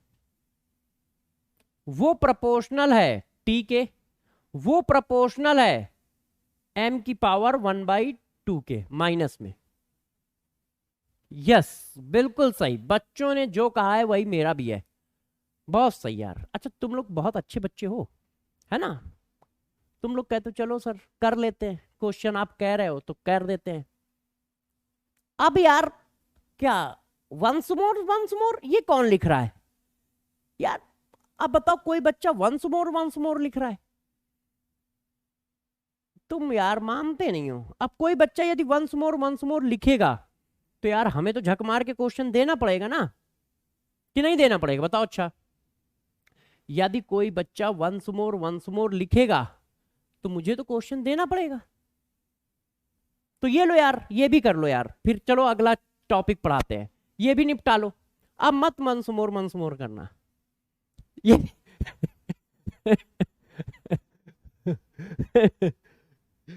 ठीक है, ये भी कर लीजिए। बच्चे कह रहे होंगे सर यार एक एक करके 10-12 क्वेश्चन करा डाले आपने, है यार। आप लोग भाई हो इतने अच्छे, धड़ाधड़ कर देते हो, तो हम देते चले जाते हैं। देखो डेली 15 क्वेश्चन करने हैं, मस्त एकदम, प्रैक्टिस हाई होनी चाहिए। तुम्हारा एग्जाम प्रैक्टिस का है, वंस मोर। अब देखो क्या कह रहा है, the ratio among most probable speed, mean velocity and root mean square velocity is. वो पूछ रहा है वीएमपी, वी एवरेज और वी आरएमएस। तो ये क्या होता है, 3/2 RT/m। ये क्या होता है, 8 RT/m। ये क्या होता है, 3 RT/m। RT/m सबसे हटा दो,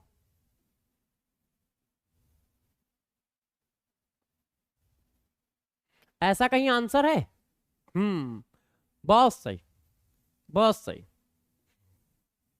बहुत सही, यस। गजब ढाया है आप लोगों ने, गजब ढाया है, यस। D for doctor. चलो भाई, बच्चे ने कहा कितने क्वेश्चन कर गए यार तुम लोग, 12-15 क्वेश्चन कर गए, बहुत सही। ऐसा ही करना है यार, तुम लोगों की एंट्री बहुत मस्त है। अब हम लोग क्या बात करेंगे जरा समझो। अब बात करते हैं रियल गैस की, कि ये रियल गैस क्या होती है।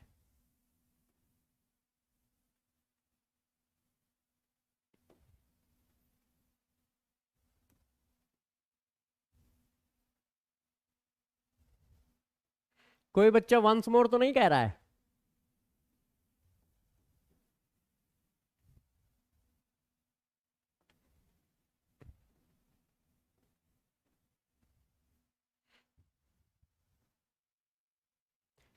यस।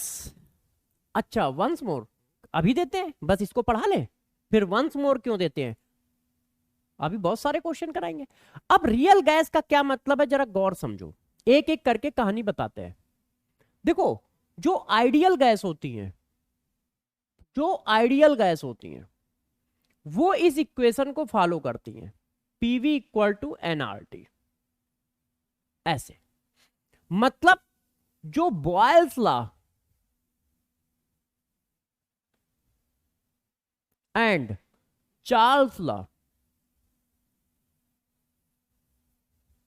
को फॉलो करती हैं उनको हम आइडियल गैस कहते हैं। गौर सुनते जाइएगा, जो बॉयल्स लॉ और चार्ल्स लॉ को फॉलो करती हैं उनको हम क्या कहते हैं, आइडियल गैस। एक्चुअल में यार मेरी दूर की नजर थोड़ी कमजोर हो गई है, तो बच्चे वंस मोर लिख रहे हैं या क्या लिख रहे हैं समझ में नहीं आ रहा है। अभी थोड़ी देर बाद मेरी आंखों में चमक आ जाएगी, तब मुझे दिखेगा, तब तक पढ़ा लेते हैं, ठीक है।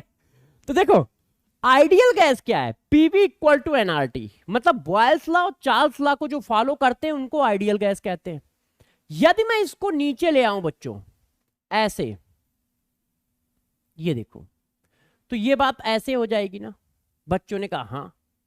अब जरा गौर से देखिए, यदि कोई गैस आइडियल है तो इसका रेशियो कितना होगा, 1, और इस रेशियो का एक नाम रख दिया जाता है, उसको कहते हैं कंप्रेसिबिलिटी फैक्टर। इस रेशियो का क्या नाम रख दिया जाता है, कंप्रेसिबिलिटी फैक्टर। इसको हम लोग रिप्रेजेंट करते हैं जेड से। इसको हम लोग किससे रिप्रेजेंट करते हैं, जेड से। तो इसकी वैल्यू कितनी आ गई, Z = 1। इसका मतलब यदि कोई गैस आइडियल है तो उसकी वैल्यू कितनी होगी, 1 होगी। PV/RT की वैल्यू कितनी होगी, 1 होगी। और ये PV/RT के रेशियो को कहते हैं compressibility factor. PV upon RT के रेशियो को कहते हैं कंप्रेसिबिलिटी फैक्टर। ठीक, और आइडियल गैस के लिए उसकी कितनी वैल्यू है? 1 है। इतनी बात समझ में आ गई? क्या आइडियल गैस कौन सी होती हैं? जो बॉयल्स लॉ और चार्ल्स लॉ को फॉलो करती हैं। उनकी इक्वेशन क्या होती है? PV equal to NRT. NRT को नीचे ले आए तो PV upon NRT equal to 1। PV upon NRT का नॉमेनक्लेचर कर दिया मैंने कितना? कम, उसको एक नया नाम दे दिया कंप्रेसिबिलिटी फैक्टर, जिसको हम जेड से रिप्रेजेंट करते हैं। बच्चों ने कहा ठीक।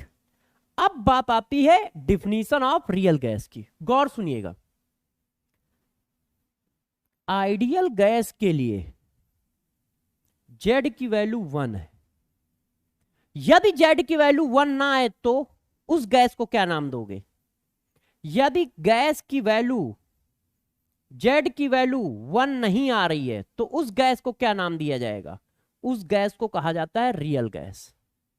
रियल गैस वो गैसें हैं, मैथमेटिकली ये रियल गैस वो गैस है जो does not follows Boyle's law and Charles law. जो बॉयल्स लॉ और चार्ल्स लॉ को फॉलो नहीं करती हैं उनको हम रियल गैस कहते हैं, और उनके लिए जेड की value does not equal to 1 होगी। उनके लिए जेड की value does not equal to 1 होगी। ये देखो, उनके लिए जेड की value does not equal to 1 होगी। तो एक सिंपल सा क्वेश्चन है, एक सिंपल सा क्वेश्चन है, आंसर बताइएगा सब लोग। वंस मोर कह रहे थे ना, लो वंस मोर लीजिए, आंसर बताइए। ठीक है, देखिएगा बच्चों, 1 mole gas X present in 10-liter container at 300 Kelvin temperature and 1 atmospheric pressure.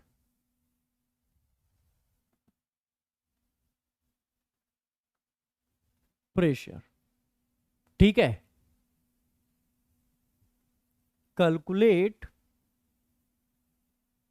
Compressibility factor of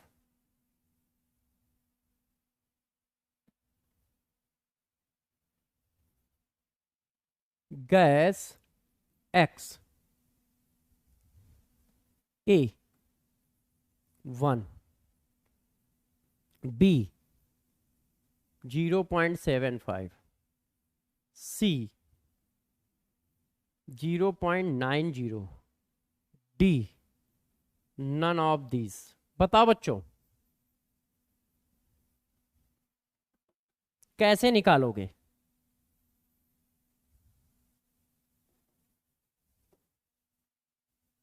अब देखो बच्चों, क्या कहा गया है? 1 मोल गैस है, 10 लीटर कंटेनर में है, 300 केल्विन टेम्परेचर है और 1 एटमॉस्फेरिक प्रेशर है। कह रहा है कंप्रेसिबिलिटी फैक्टर निकालो। तो कंप्रेसिबिलिटी फैक्टर का फार्मूला क्या है? PV upon NRT. Compressibility factor का फार्मूला क्या है? PV upon NRT. पी की वैल्यू 1, वी की वैल्यू 10, मोल कितने हैं 1, आर की वैल्यू ये, और टी की वैल्यू 300। अब इसको उठा के सॉल्व करो। तो जब हम सॉल्व कर रहे हैं, सॉरी कोई नहीं, हथियार कहाँ है मेरा, फिर से निकाल लेते हैं। हाँ, तो जब हम इसको सॉल्व कर रहे हैं तो देखो कितना आ रहा है।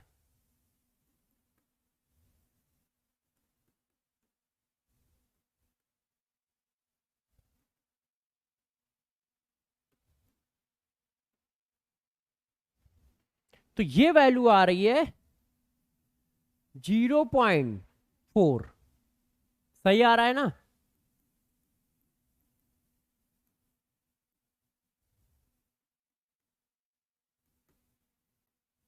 हाँ, 0.4 आ रहा है। अब 0.4 आ रहा है तो आंसर क्या होगा?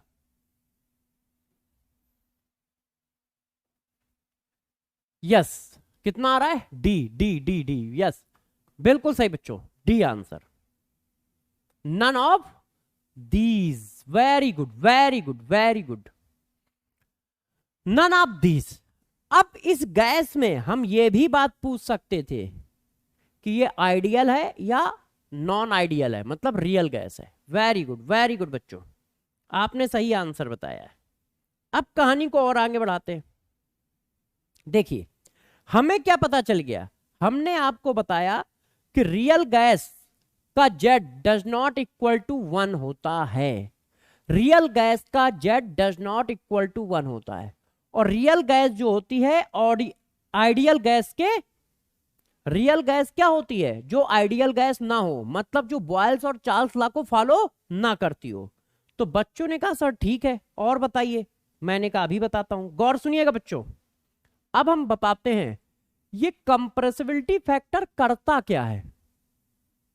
भाई ये जेड होता है, मगर इसका काम क्या है, ये क्या मेजर करता है? जेड की वैल्यू जो आ रही है वो क्या बता रही होती है? ये बता क्या रहा होता है जो जेड की वैल्यू निकल के आ रही है? देखो जेड की वैल्यू बच्चों क्या बता रही होती है, गौर सुनिएगा। Compressibility factor measure deviation of ideal gas. कोई भी आइडियल गैस कितना डेविएट हो रही है, कोई भी गैस आइडियल सिचुएशन से कितना डेविएट हो रही है, उसको मेजर करता है कंप्रेसिबिलिटी फैक्टर। मतलब जेड की वैल्यू 1 निकल के आ रही है, इसका मतलब गैस आइडियल है, परफेक्ट आइडियल है। यदि जेड की वैल्यू 1.1 निकल के आ रही है, इसका मतलब ये आइडियल के आसपास है, अप्रोचिकल आइडियल है, ये अप्रोक्स आइडियल सिचुएशन है, आइडियल अप्रोक्स आइडियल है। मगर यदि जेड की वैल्यू ये आ रही है तो इसका मतलब क्या है, इसमें डेविएशन कितना है? बहुत कम है, स्मॉल है, वेरी स्मॉल। क्यों? 1 वैल्यू किसकी है? आइडियल की है, और ये 1 के पास की वैल्यू है, और ये क्या है? 1.5। इसका मतलब ये मोर डेविएशन है, मोर डेविएशन है, मतलब ये आइडियल से बहुत दूर है, ये देखो।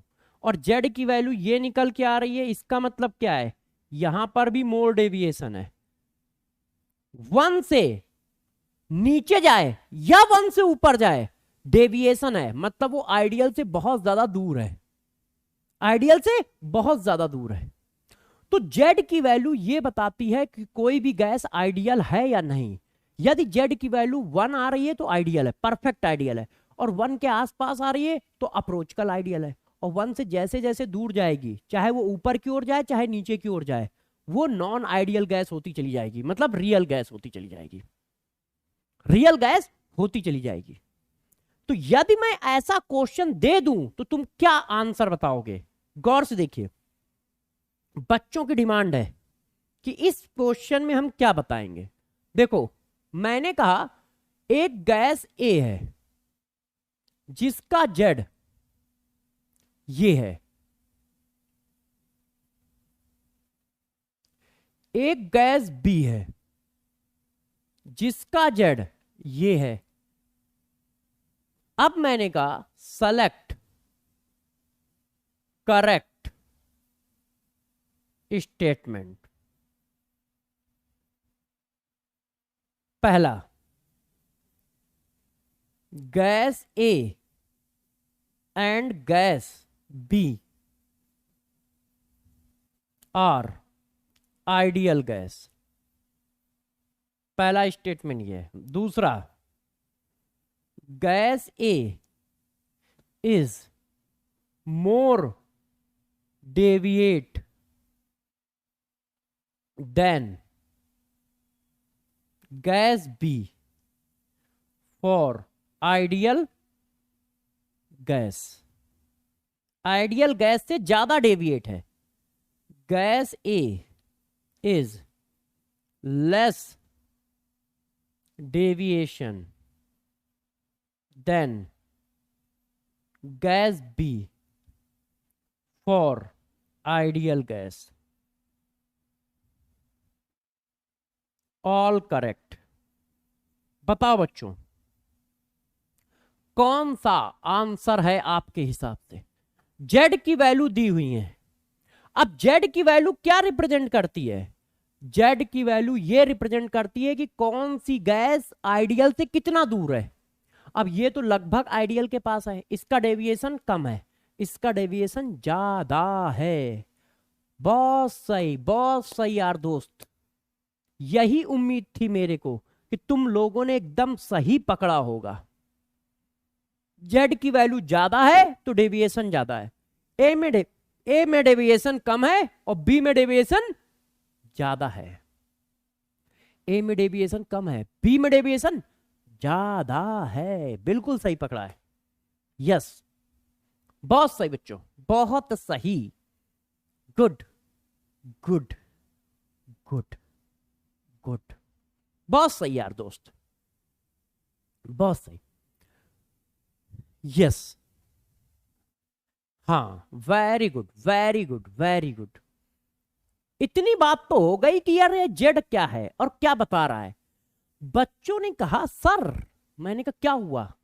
बच्चों ने कहा सर ये डेविएशन आ क्यों रहा है, ये नहीं बताओगे, है कि नहीं? बच्चे ये भी तो कहेंगे सर ये डेविएशन आ क्यों रहा है, ऐसा क्या हो रहा है कि ये डेविएशन आ रहा है। मैंने कहा यार बच्चे कह तो सही रहे हैं, तो अब इस बात को चेक करते हैं कि ये डेविएशन आ क्यों रहा है। रीजन ऑफ डेविएशन, कि ये डेविएशन आ क्यों रहा है, ऐसा क्या हो रहा है कि ये डेविएशन आ रहा है, इसके पीछे रीजन क्या है। भाई ये Z does not equal to क्यों आ रहा है, डज नॉट इक्वल टू 1 आ क्यों रहा है, इसके पीछे क्या रीजन है। तो अब गौर से समझो। फिर देखो, जब हम लोगों ने केटीजी पढ़ी तो वहां पर एक एज्यूम्सन था, हम लोगों ने एक एज्यूम्सन किया। क्या सपोज किया था, क्या एज्यूम्सन किया था, जरा समझो। हमने एक एज्यूम्सन किया था कि गैस के मॉलिक्यूल के बीच में कोई अट्रैक्शन नहीं होता है बिटवीन गैस मॉलिक्यूल्स, नो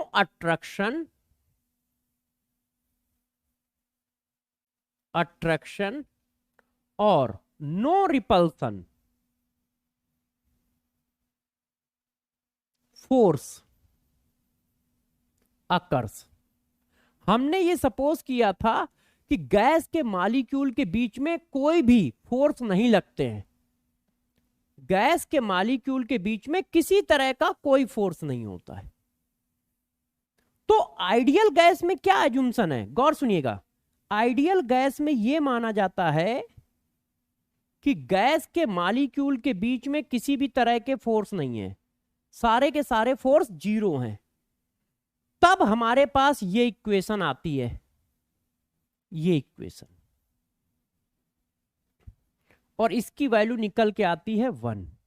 यहां पर क्या है, जब 1 वैल्यू है तो मैं पूछूं फोर्स ऑफ अट्रैक्शन कितना है, बताओ फोर्स ऑफ अट्रैक्शन कितना है मॉलिक्यूल के बीच में, फोर्स ऑफ अट्रैक्शन कितना है, 0 है या कुछ है, मतलब इक्वल टू 0 या डज नॉट इक्वल टू 0। बताओ बच्चों, फोर्स ऑफ रिपल्सन कितना है, इक्वल टू 0 या डज नॉट इक्वल टू 0, बताइए। फोर्स ऑफ अट्रैक्शन या force of repulsion ideal gas में कितना है, इक्वल टू 0 या डज नॉट इक्वल टू 0। आप इक्वल टू 0 कहोगे तो यही लिखा रहने देंगे, डज नॉट इक्वल टू 0 कहोगे तो कट्टम काट खेल लेंगे। 0 आइडियल गैस में यह माना गया है, काइनेटिक थ्योरी का जो एजम्पशन है वो आइडियल गैस के लिए है, और उसमें हम लोगों ने जो सेकंड स्टार पॉइंट लगाया था उसमें हमने ये माना है कि गैस के मॉलिक्यूल के बीच में किसी भी तरह का अट्रैक्शन या रिपल्सन फोर्स नहीं होता है।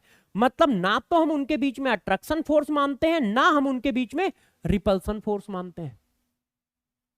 ना तो अट्रैक्शन ना रिपल्सन, कोई फोर्स नहीं मानते हैं, किसी भी तरह का फोर्स नहीं मानते।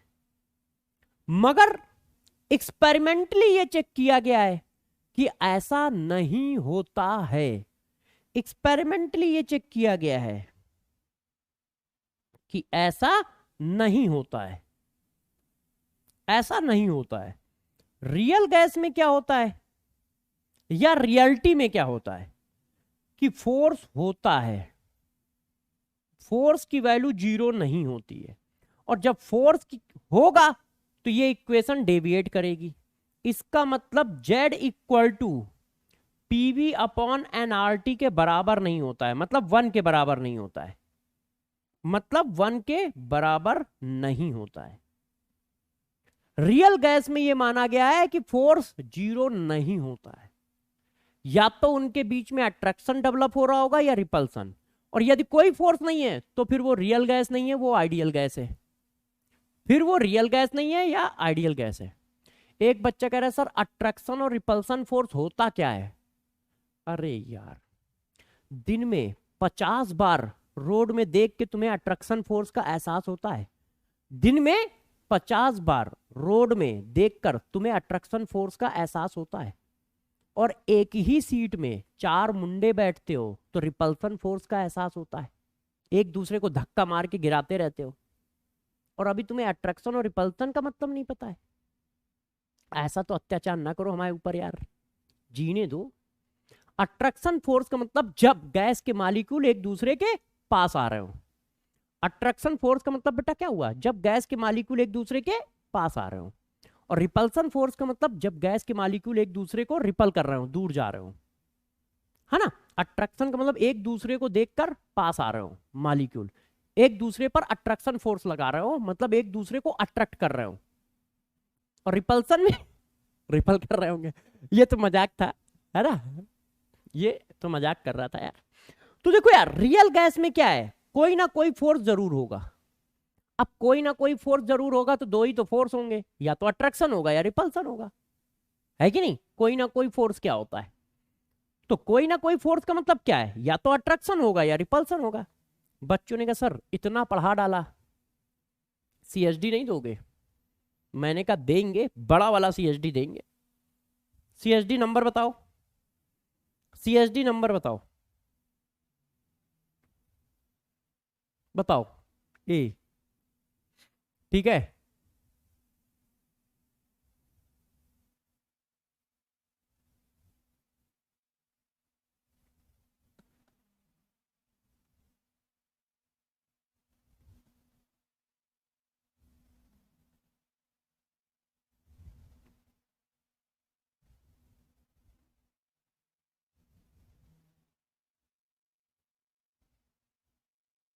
सीएचडी नंबर बताइए बच्चों, जो बातें पढ़ा चुका हूं उन्हीं को लिख रहा हूं।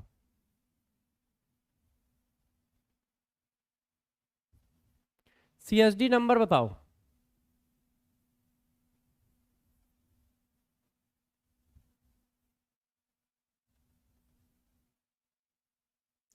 14। अच्छा, अभी तक इतना ज्ञान बांटा है हम लोगों ने, अब इसी चीज को आगे बढ़ाते हैं। आपने कहा कि रियल गैस में कोई ना कोई फोर्स होगा, तो कोई ना कोई फोर्स क्या होता है, दो ही तरह के फोर्स हैं, या तो अट्रैक्शन या रिपल्सन। तो यदि अट्रैक्शन है या रिपल्सन है तो बताओ जरा, force does not equal to 0 है। अब देखते जाइएगा बच्चों, आपके लिए इंपॉर्टेंट पॉइंट है।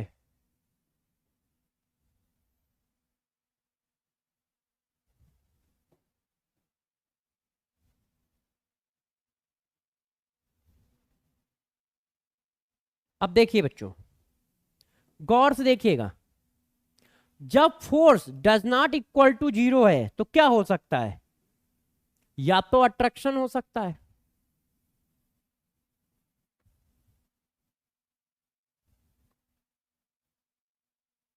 या रिपल्सन हो सकता है, और कुछ तो नहीं हो सकता ना। या तो अट्रैक्शन हो सकता है या रिपल्सन हो सकता है। पक्का? पक्का?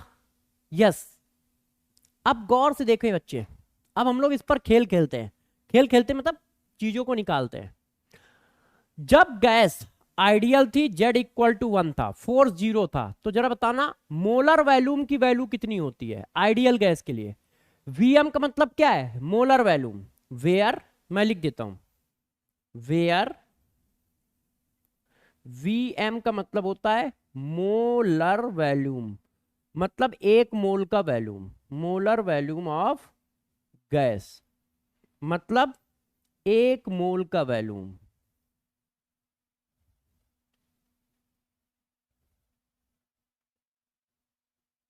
तो हम लोग पीछे पढ़ के आए हैं पीवी इक्वल टू एनआरटी में कि एक मोल का वैल्यूम कितना होता है? 22.4 लीटर एट एसटीपी। मगर ये कब काउंट हुआ था? जब फोर्स 0 थे। Yes, very good. जब फोर्स 0 थे तब हमें काउंट हुआ था कि वैल्यूम कितना है? 22.4 लीटर है। अब दोस्त बताना, यदि अट्रैक्शन फोर्स का डोमिनेशन होगा, यदि अट्रैक्शन फोर्स डेवलप होंगे, तो एक मोल का वैल्यूम बढ़ेगा या कम होगा या घटेगा? बताओ। यदि अट्रैक्शन फोर्स होगा, यदि अट्रैक्शन फोर्स आएगा, क्यों? क्योंकि रियल गैस में तो आएगा, क्योंकि रियल गैस में क्या है? फोर्स की value does not equal to 0 है। तो यदि अट्रैक्शन फोर्स आएगा तो बताओ क्या होगा? अट्रैक्शन आने से वैल्यूम कम होगा या बढ़ेगा? कम होगा, डिक्रीज होगा। और ये तुम भी जानते हो, हम भी। अट्रैक्शन का मतलब होता है एक दूसरे की ओर खींचना, तो जब एक दूसरे की ओर खींचेंगे तो वैल्यूम कम होगा। इसका मतलब जब अट्रैक्शन फोर्स का डोमिनेशन होगा तो मोलर वैल्यूम की वैल्यू 22.4 लीटर से कम आएगी। जब अट्रैक्शन फोर्स का डोमिनेशन होगा तो मोलर वैल्यूम की वैल्यू 22.4 लीटर से कम आएगी। अब बताना इस फार्मूले में जेड का फार्मूला कहां है? जब ये वैल्यू कम होगी तो जेड की वैल्यू भी क्या होगी? 1 से कम होगी। जब ये वैल्यू कम होगी तो जेड की वैल्यू भी तो 1 से कम होगी। बताओ। अरे यार, v की वैल्यू कम हो गई, v की वैल्यू कम हो गई तो जेड की वैल्यू कम हो गई। इस वैल्यू पे जेड कितना है? 1 है, तो इस वैल्यू पे जेड क्या होगा? 1 से कम होगा। क्यों? अट्रैक्शन फोर्स का डोमिनेशन हुआ, तो अट्रैक्शन फोर्स की वजह से वैल्यूम कम हो गया। अब जब ऊपर की वैल्यू कम हो जाएगी तो जेड की वैल्यू भी कम हो जाएगी। Clear clear clear? यस। अब आगे बढ़ो। रिपल्सन फोर्स का डोमिनेशन हुआ तो क्या हुआ? रिपल्सन होने पे क्या होता है? धक्का मुक्की करके हम सबको बाहर करते हैं तो वैल्यूम बढ़ेगा। हम रिपल्सन कर रहे हैं तो सबको दूर दूर करेंगे, और जब दूर दूर करोगे तो वैल्यूम बढ़ेगा। बोलो प्रभु, बोलो। मानता हूं कि पेट में चूहे दौड़ रहे हैं, मानता हूं कि आंतें एक दूसरे से लड़ रही हैं, मानता हूं कि 6 घंटे पढ़ते हुए हो गए हैं, मगर जो इन चीजों से लड़ेगा वही तो डॉक्टर बनेगा। तो बोलो यस। तो बच्चों ने कहा रिपल्सन में क्या होगा? वैल्यूम 22.4 लीटर से ज्यादा आएगा। क्यों? क्योंकि रिपल्सन फोर्स है। यस, वेरी गुड बच्चों। अब ये वैल्यू बढ़ गई तो ये वैल्यू अपने आप बढ़ जाएगी, तो यहां पर जेड क्या होगा? ग्रेटर देन 1 होगा। यहां पर जेड क्या होगा? ग्रेटर देन 1 होगा। ये देखो, सही है? कोई कंफ्यूजन तो नहीं है ना किसी को?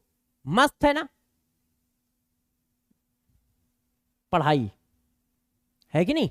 बताओ, सब सही है? मस्त है?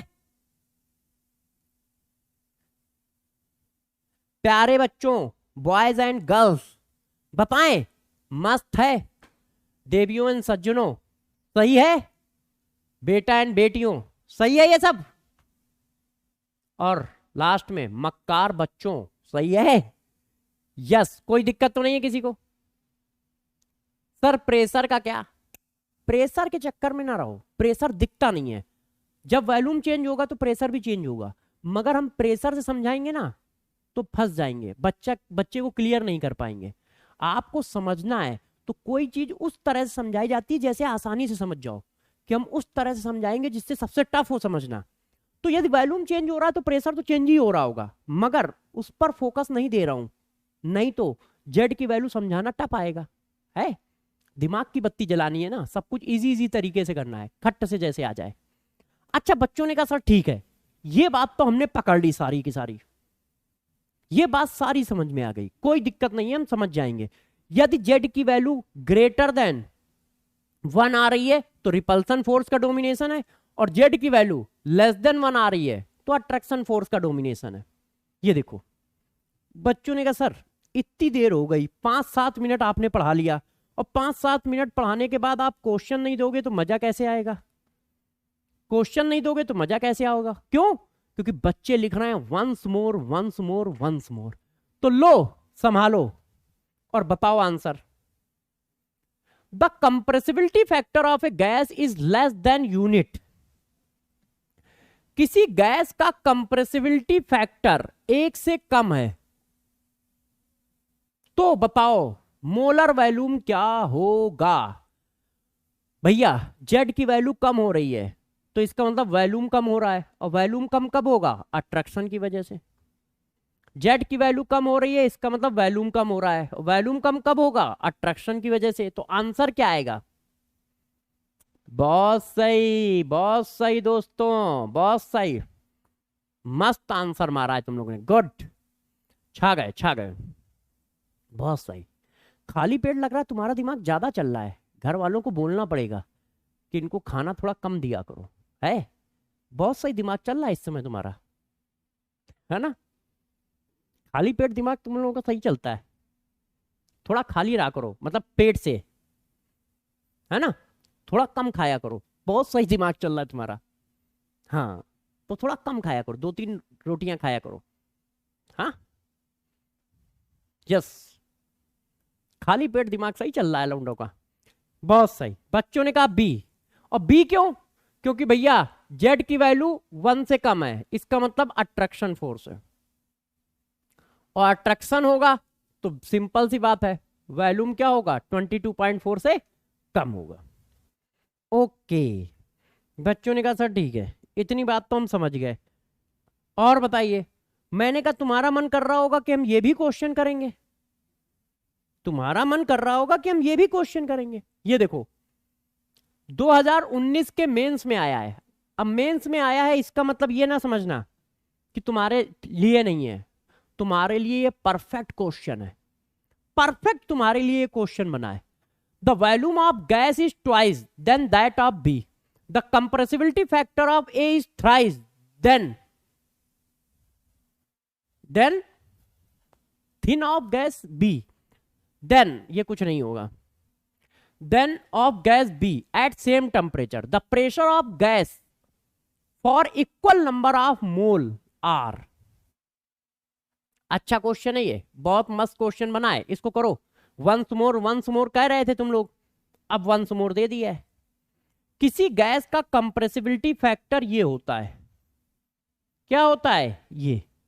अब गैस ए के लिए इन्होंने क्या कहा कि pressure of gas A, volume of gas A, mole of gas A R, और T of gas A. Gas B के लिए क्या आएगा? Pressure of gas B, mole of gas B, temperature of gas B. अब जरा देखो इन्होंने क्या क्या दे रखा है। इनका कहना है कि ए गैस का वॉल्यूम ट्वाइस है, 2 टाइम्स है बी गैस के वॉल्यूम के, कंप्रेसिबिलिटी फैक्टर 3 टाइम्स है, ये देखो, और टेम्परेचर सेम है, मोल सेम है, इक्वल कहा है ना। तो जब इनको डिवाइड करोगे, इसको 1 कह दो, इसको 2 कह दो, तो जब 1/2 करोगे तो क्या होगा? देखो क्या क्या सेम है? टी सेम है तो टी कट गया, एन सेम है एन कट गया, आर सेम है आर कट गया, तो ये आ गया Z A upon Z B equal to P A upon P B, V A upon V B. अब वैल्यू डाल दो। इसकी जगह क्या डाल सकते हैं, ये डाल सकते हैं। ये हमें निकालना है प्रेशर का। वॉल्यूम की जगह क्या डाल सकते हैं, ये डाल सकते हैं। तो ये कट गया, ये कट गया। तो क्या आ गया दोस्त, P A upon P B equal to, ये देखो यहां 2 लिखा है, नीचे चला गया 3/2, तो 2PA equal to 3PB। Yes yes, बच्चे बी आंसर कह रहे हैं। मेरा भी यही आ रहा है, मेरा भी यही आ रहा है। चलो, बच्चों की वजह से मेरा भी क्वेश्चन सही हो गया, नहीं तो मैं गलत कर देता। मगर बच्चों ने आंसर बता दिया था बी आ रहा है, तो मैंने बी आंसर मैच करा दिया। ये देखो, तो बात समझ पा रहे हो कैसे करना है। बहुत अच्छा क्वेश्चन ये तुम्हारे लिए, आराम से तुम्हारे पेपर में आ सकता है, ध्यान रखिएगा। है जेई का, मगर आराम से तुम्हारे पेपर में आ सकता है। तुम्हारे पेपर के लायक बहुत मस्त क्वेश्चन है, अच्छा क्वेश्चन है।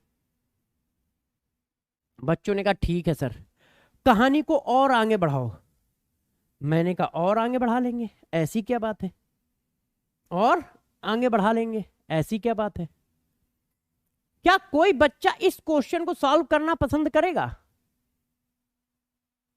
देखो वंस मोर लिख रहे हो ना कि सर एक क्वेश्चन और करा दो, एक क्वेश्चन और करा दो। अब मेरी आंखें ठीक हो गई हैं, पूरी चमक वापस आ गई है। अच्छा, बच्चा गलती से लिख रहा है छुट्टी का मतलब वंस मोर, सही है, बिल्कुल सही है। एक बच्चा कह रहा है सर छुट्टी का मतलब वंस मोर होता है, तो जैसे ही मैं छुट्टी लिखूं तो आप एक और क्वेश्चन दे देना। मैंने कहा बहुत सही है, दे दूंगे। ये लो एक और क्वेश्चन करो। At which one of the following temperature and pressure condition the deviation of gas from ideal behaviour is expected to minimum. इसका मतलब तुम्हें क्या लगाना है, इसका मतलब क्या लिखना है कि the deviation of gas from ideal behaviour is expected to minimum. इसका मतलब डेविएशन सबसे कम हो, और डेविएशन कम होने का मतलब जेड की वैल्यू 1 के पास सबसे ज्यादा हो। अभी पीछे पढ़ाया था कि जब जेड 1 के आसपास होगा तो डेविएशन सबसे कम होगा। तो इसका मतलब दोस्त क्या करना है, जेड की वैल्यू निकालनी है, और जेड की वैल्यू का फार्मूला क्या है, पीवी अपॉन एनआरटी। अब उन्होंने सिर्फ 2 चीजें चेंज की हैं, टेम्परेचर और प्रेशर। तो टेम्परेचर और प्रेशर चेंज किया है तो सारी चीजों को कांस्टेंट कर दो। अब ये देख लो, टेम्परेचर और प्रेशर का रेशियो जिसका ज्यादा होगा डेविएशन उसका ज्यादा होगा। तो हमें मिनिमम डेविएशन चाहिए। तो देखो ये है 3/50, सबसे छोटी वैल्यू चाहिए अपने को जेड की। देखो जेड ये है, ये कितना है 1/500, ये कितना है 2/450, ये कितना है 4/250। तो सबसे छोटी वैल्यू कौन है, क्योंकि डेविएशन मिनिमम चाहिए। ओके, बच्चों ने आंसर छाप रखा है बी। 1-2 बच्चे सी भी लिख रहे हैं। प्रभु मैक्सिमम डेविएशन नहीं चाहिए, जो सी लिख रहे हैं वो मैक्सिमम डेविएशन काउंट कर रहे हैं। जेड क्या है, जेड डेविएशन को शो करता है। जेड क्या है, कंप्रेसिबिलिटी फैक्टर, और कंप्रेसिबिलिटी फैक्टर क्या बताता है कि वो आइडियल से कितना दूर है, वो आइडियल से कितना दूर है। तो इसका वैल्यू 1 के आसपास हो या 1 के नियर आना चाहिए। तो सबसे ज्यादा नियर कौन सी है,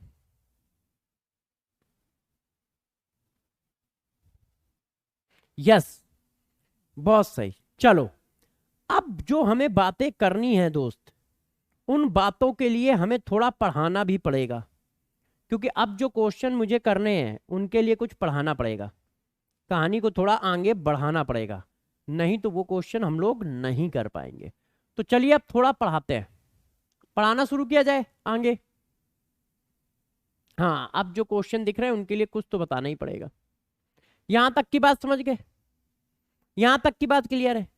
जेड की वैल्यू लेस देन 1 कब होगी, जेड की वैल्यू ग्रेटर देन 1 कब होगी, ठीक है। कौन क्या रिप्रेजेंट करता है, मोलर वॉल्यूम के बारे में सारी बातें बता दी। क्लियर है? अच्छा, एक बच्चा कह रहा वंस मोर, मानोगे नहीं तो एक और दे देते हैं यार, ऐसी क्या बात है। बच्चों की ये तमन्ना तो हम हर बार पूरी करेंगे 100% इफिशियंसी के साथ। चलो एक क्वेश्चन और देते हैं, ठीक है? बताना बच्चों, डरना नहीं। देखो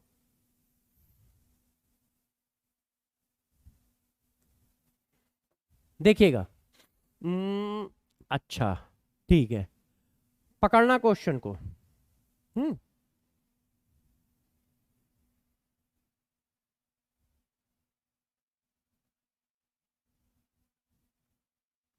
1 मोल गैस ए, जेड की वैल्यू है 1.3।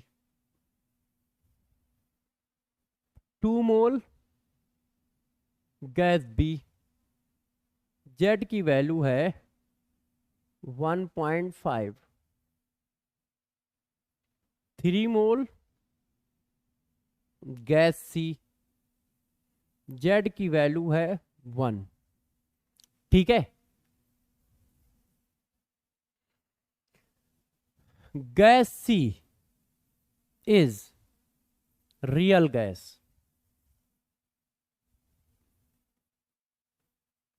Gas C is ideal gas, gas A and gas B are real gas. D,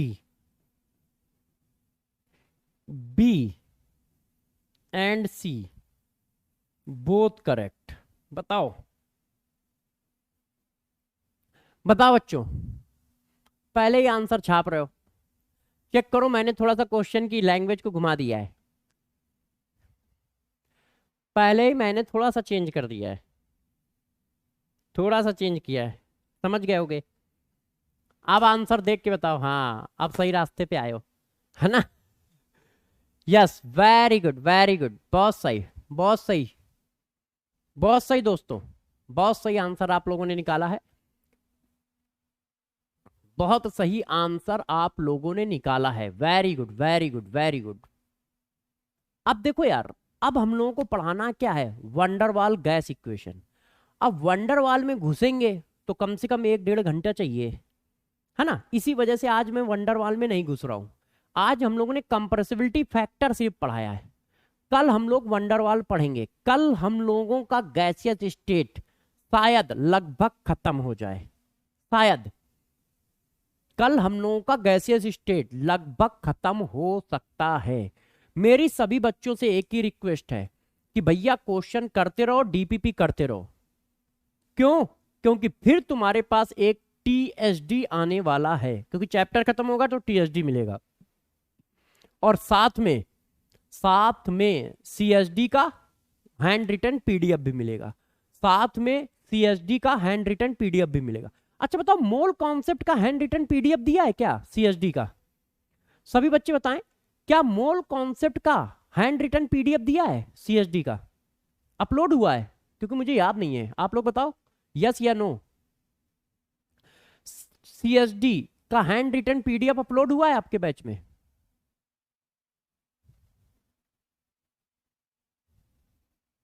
yes yes yes yes, okay हुआ है, ठीक है फिर, ठीक है। तो अब आप लोग गैसियस स्टेट के लिए तैयार हो जाओ, प्रिपरेशन मतलब क्वेश्चन करना शुरू कर दो। क्यों? क्योंकि 1-2 क्लास में ये चैप्टर हम खत्म करेंगे, तो आपको टीएसडी करना पड़ेगा, और टीएसडी के लिए पहले पूरा चैप्टर याद होना चाहिए, सारे सीएसडी याद होना चाहिए, क्योंकि टीएसडी को तुम एकदम नीट का पेपर मान के चला करो, एकदम नीट का पेपर मान के चला करो। क्यों? क्योंकि मैंने आपको बताया था कि आप स्क्रीनशॉट लेके खूब गूगल में सर्च मारो, पूरे इंडिया में जितने भी इंस्टीट्यूट है सब में सर्च मार लो, वो क्वेश्चन मिलेगा नहीं, क्योंकि वो हमने हाथ से लिखा होगा, और तुम्हारे लिए हाथ से लिख रहा हूं, तो भैया मेहनत दोनों तरफ से होनी चाहिए, अकेले मेरी तरफ से नहीं। चेक करो, कम से कम 20 क्वेश्चन करा दिए होंगे एक क्लास में, चेक कर लेना। चैप्टर खत्म होते होते 100-150 क्वेश्चन की तो हम दोनों लोग मिलके प्रैक्टिस कर लेते हैं, वो बात अलग है, क्वेश्चन मैं नहीं करता हूं, तुम करते हो, है ना? 20 क्वेश्चन मैंने लिखे हैं, लिख के दिए हैं, मगर करे आपने हैं। मैं तो सेकंड राउंड में करता हूँ, मेरे से पहले सारे बच्चे आंसर बता देते हैं। सबसे धीरे करने वाला कौन है? मैं ही हूँ। सबसे उससे पहले तो बच्चे कर लेते हैं। तो चलो नेक्स्ट क्लास में मिलते हैं, तब तक के लिए इतना ही कहते हैं, अपना ध्यान रखिएगा, पढ़ाई करते रहें। All the very best future doctor. Bye bye.